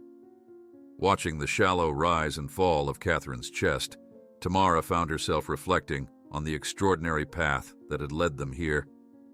20 years ago, she would never have imagined sitting vigil at the deathbed of the woman who had stolen her child. Yet here she was, feeling not just obligation, but genuine compassion. Robert returned, offering Tamara a cup of coffee before taking his seat. They sat in silence for several minutes, the weight of their shared history hanging between them. "I found you," Robert said suddenly, his voice low to avoid waking Michael. "In the hospital chapel, after you left Catherine's room." Tamara looked up, surprised. "What?" "The day she was admitted. You were sitting in the back row crying." His eyes remained fixed on Catherine's sleeping form. "I almost didn't recognize you at first, but then I saw your hands, the way you were clasping them in prayer. It reminded me of—" He trailed off, but Tamara understood. It had reminded him of the day he had taken her baby, when she must have prayed in that same desperate way. "Why didn't you confront me then?" she asked. Robert shrugged slightly. "I don't know. Perhaps I was a coward. Perhaps some part of me knew this moment was inevitable, that eventually we would have to face what I'd done." Their conversation was interrupted by a change in Catherine's breathing. Both rose instantly, Robert reaching for the call button while Tamara checked Catherine's pulse.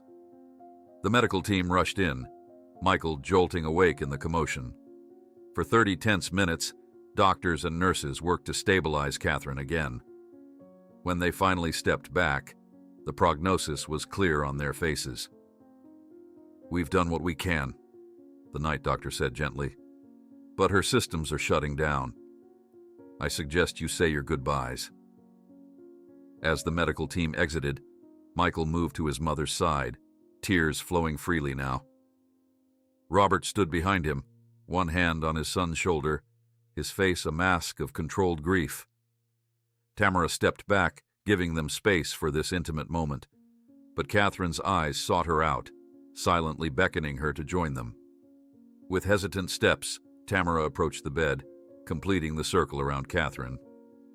Michael looked up briefly, acknowledging her presence with a small nod before returning his attention to his mother. "I love you, Mom," he whispered, his voice breaking. "Thank you for everything." Catherine's lips moved beneath the oxygen mask, forming words too faint to hear.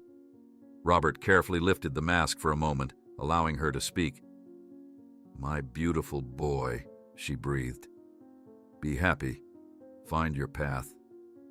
Her gaze shifted to Tamara, then to Robert, including them all in her final moments.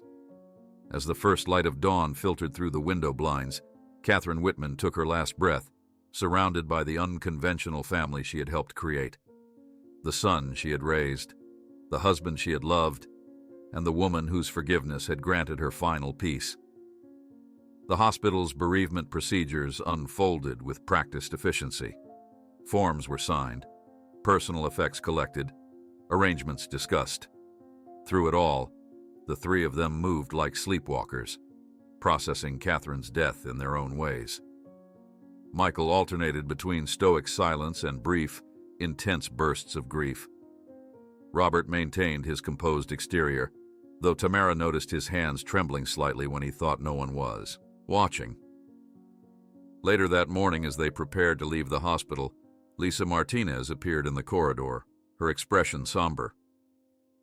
"I heard about Mrs. Whitman," she said quietly. "I'm very sorry for your loss." Robert nodded stiffly. "Thank you for your discretion." "Of course." Martinez hesitated, then added, "I'll honor our agreement. Take the time you need to make arrangements. We can discuss the story later." As the journalist walked away, Tamara caught a glimpse of the hospital chapel down the hall. "I need a moment," she told Robert and Michael. "I'll meet you at the car." In the chapel's quiet solitude, Tamara sat in the same pew where Robert had seen her days earlier. She wasn't particularly religious, but the peaceful space offered a much-needed sanctuary for her tumultuous thoughts. Catherine's death marked the end of one chapter and the beginning of another, with new challenges ahead. Helping Michael navigate his grief, managing the inevitable public exposure of their story, building some semblance of a functional family from their fractured foundations.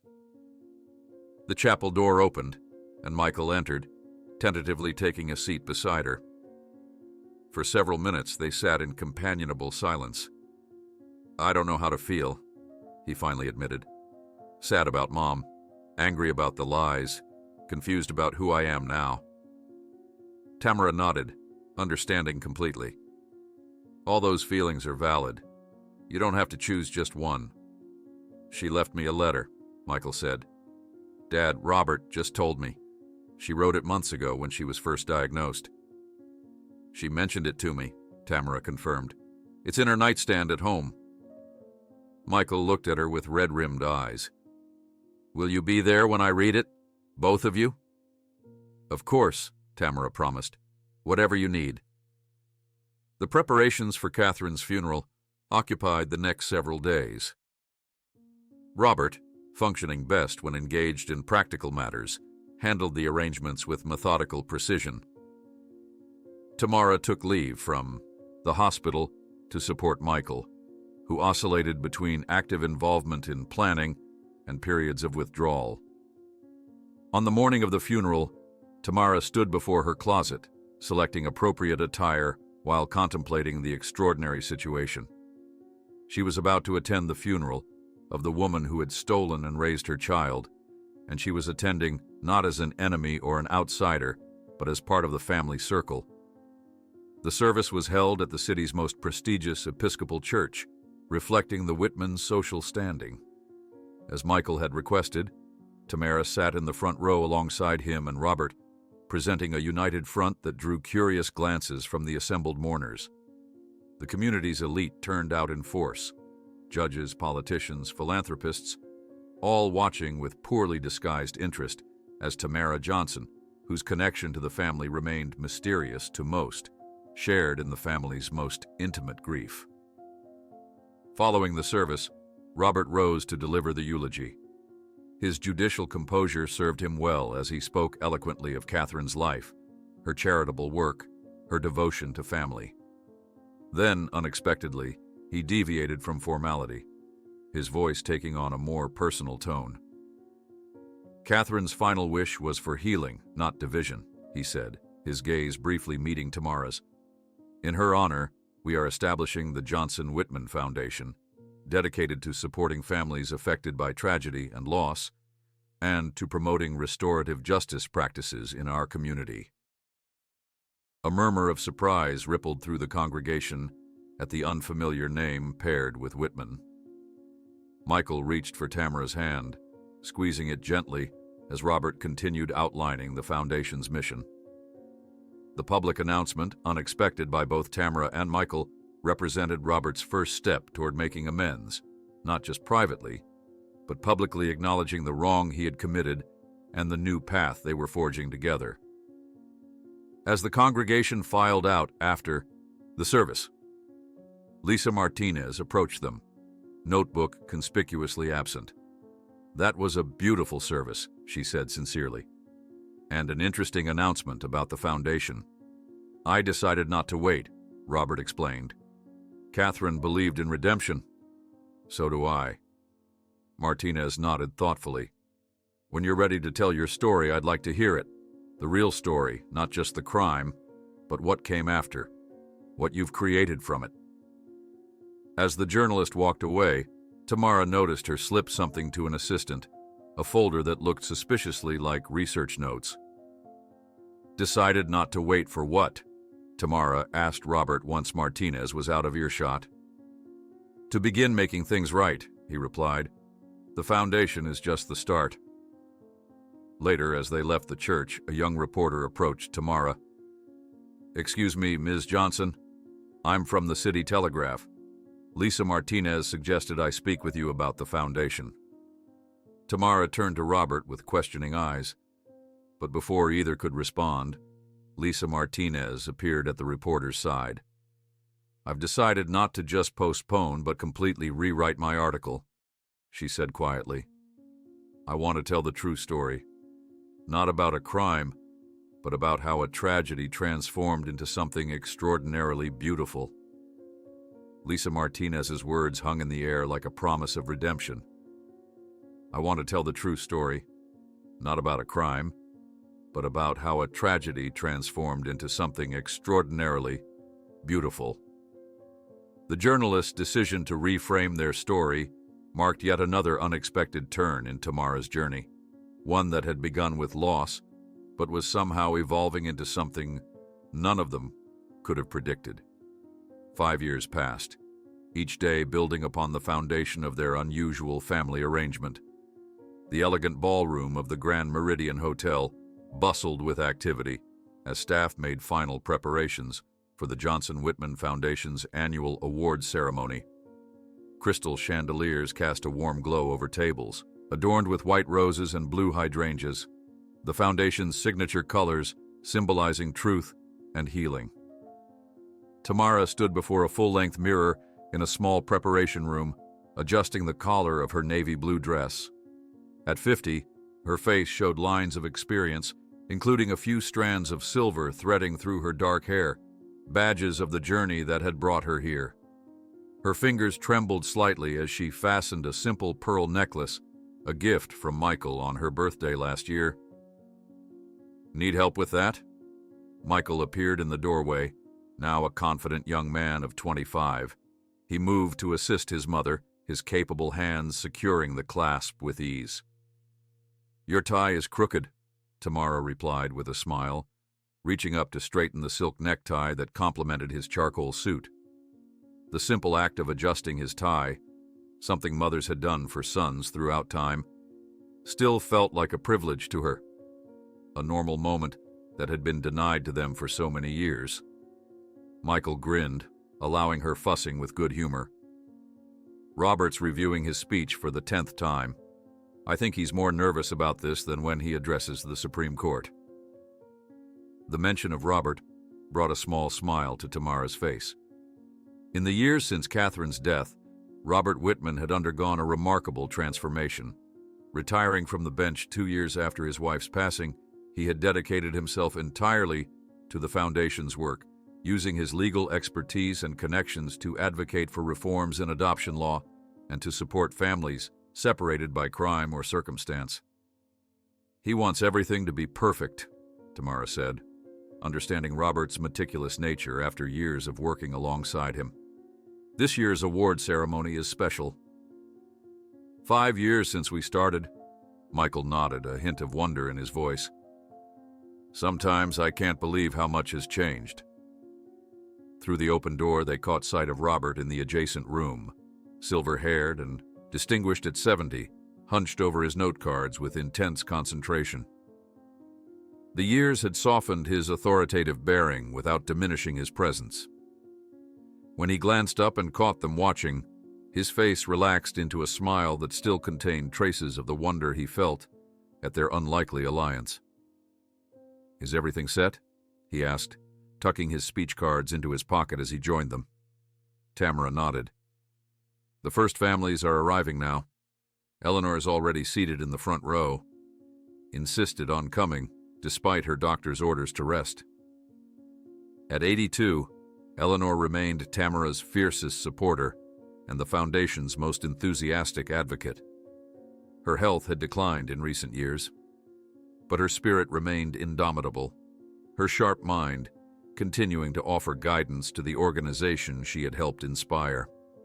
The past 5 years had unfolded in ways none of them could have predicted that day at Catherine's funeral.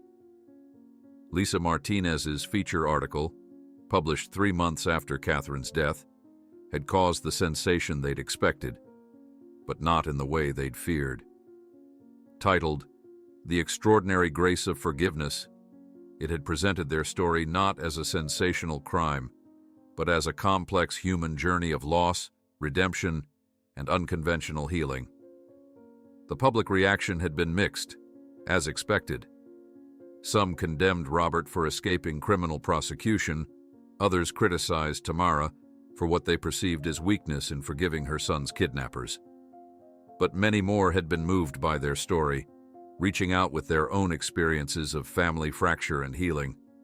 It was these responses that had inspired the Foundation's creation. A knock at the door interrupted their preparations.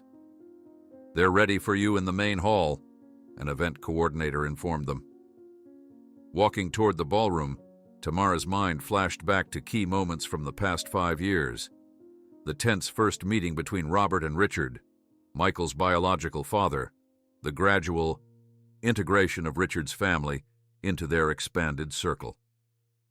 The day Michael graduated from law school, with 4 proud parents watching from the audience. The Foundation had been born from these complicated beginnings.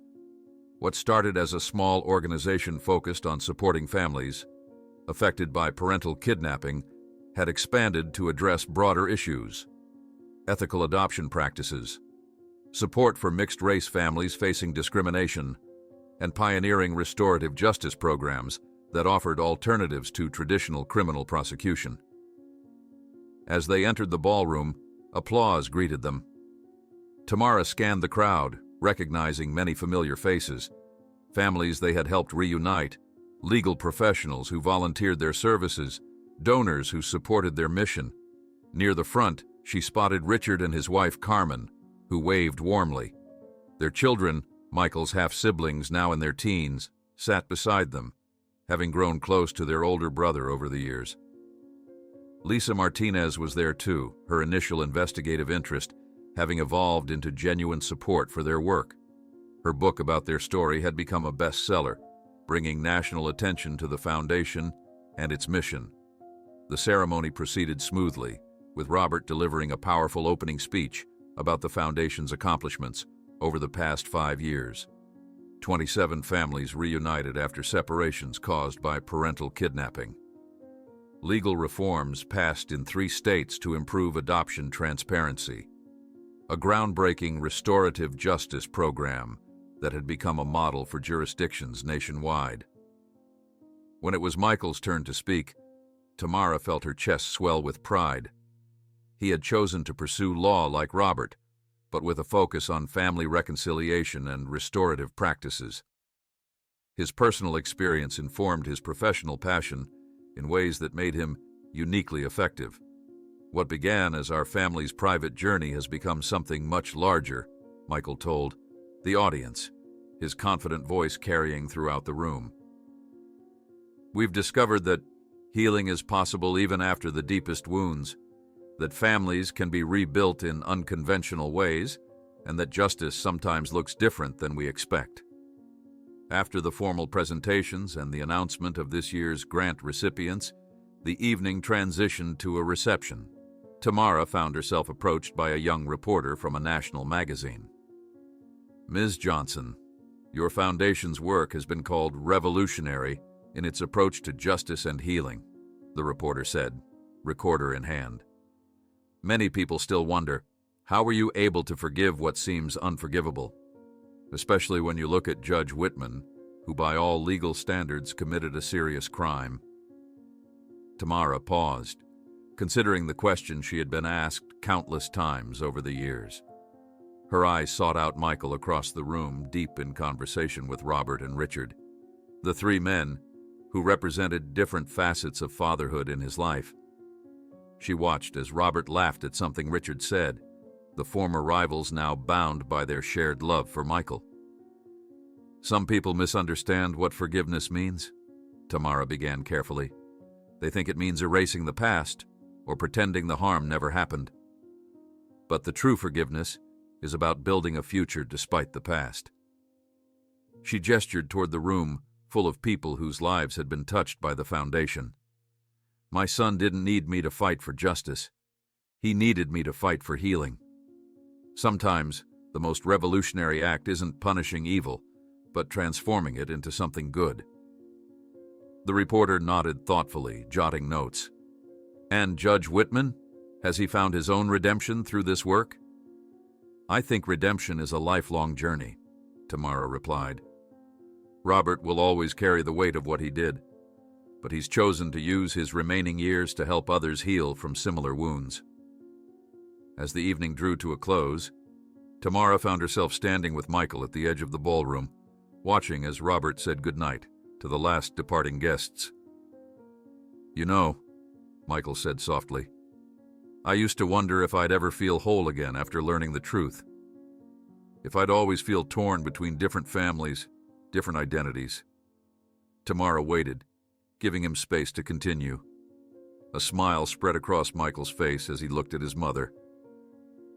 "My mother always says that I was born twice. Once from her body, and a second time from her forgiveness. Of all the inheritances I could have received, that is the most valuable."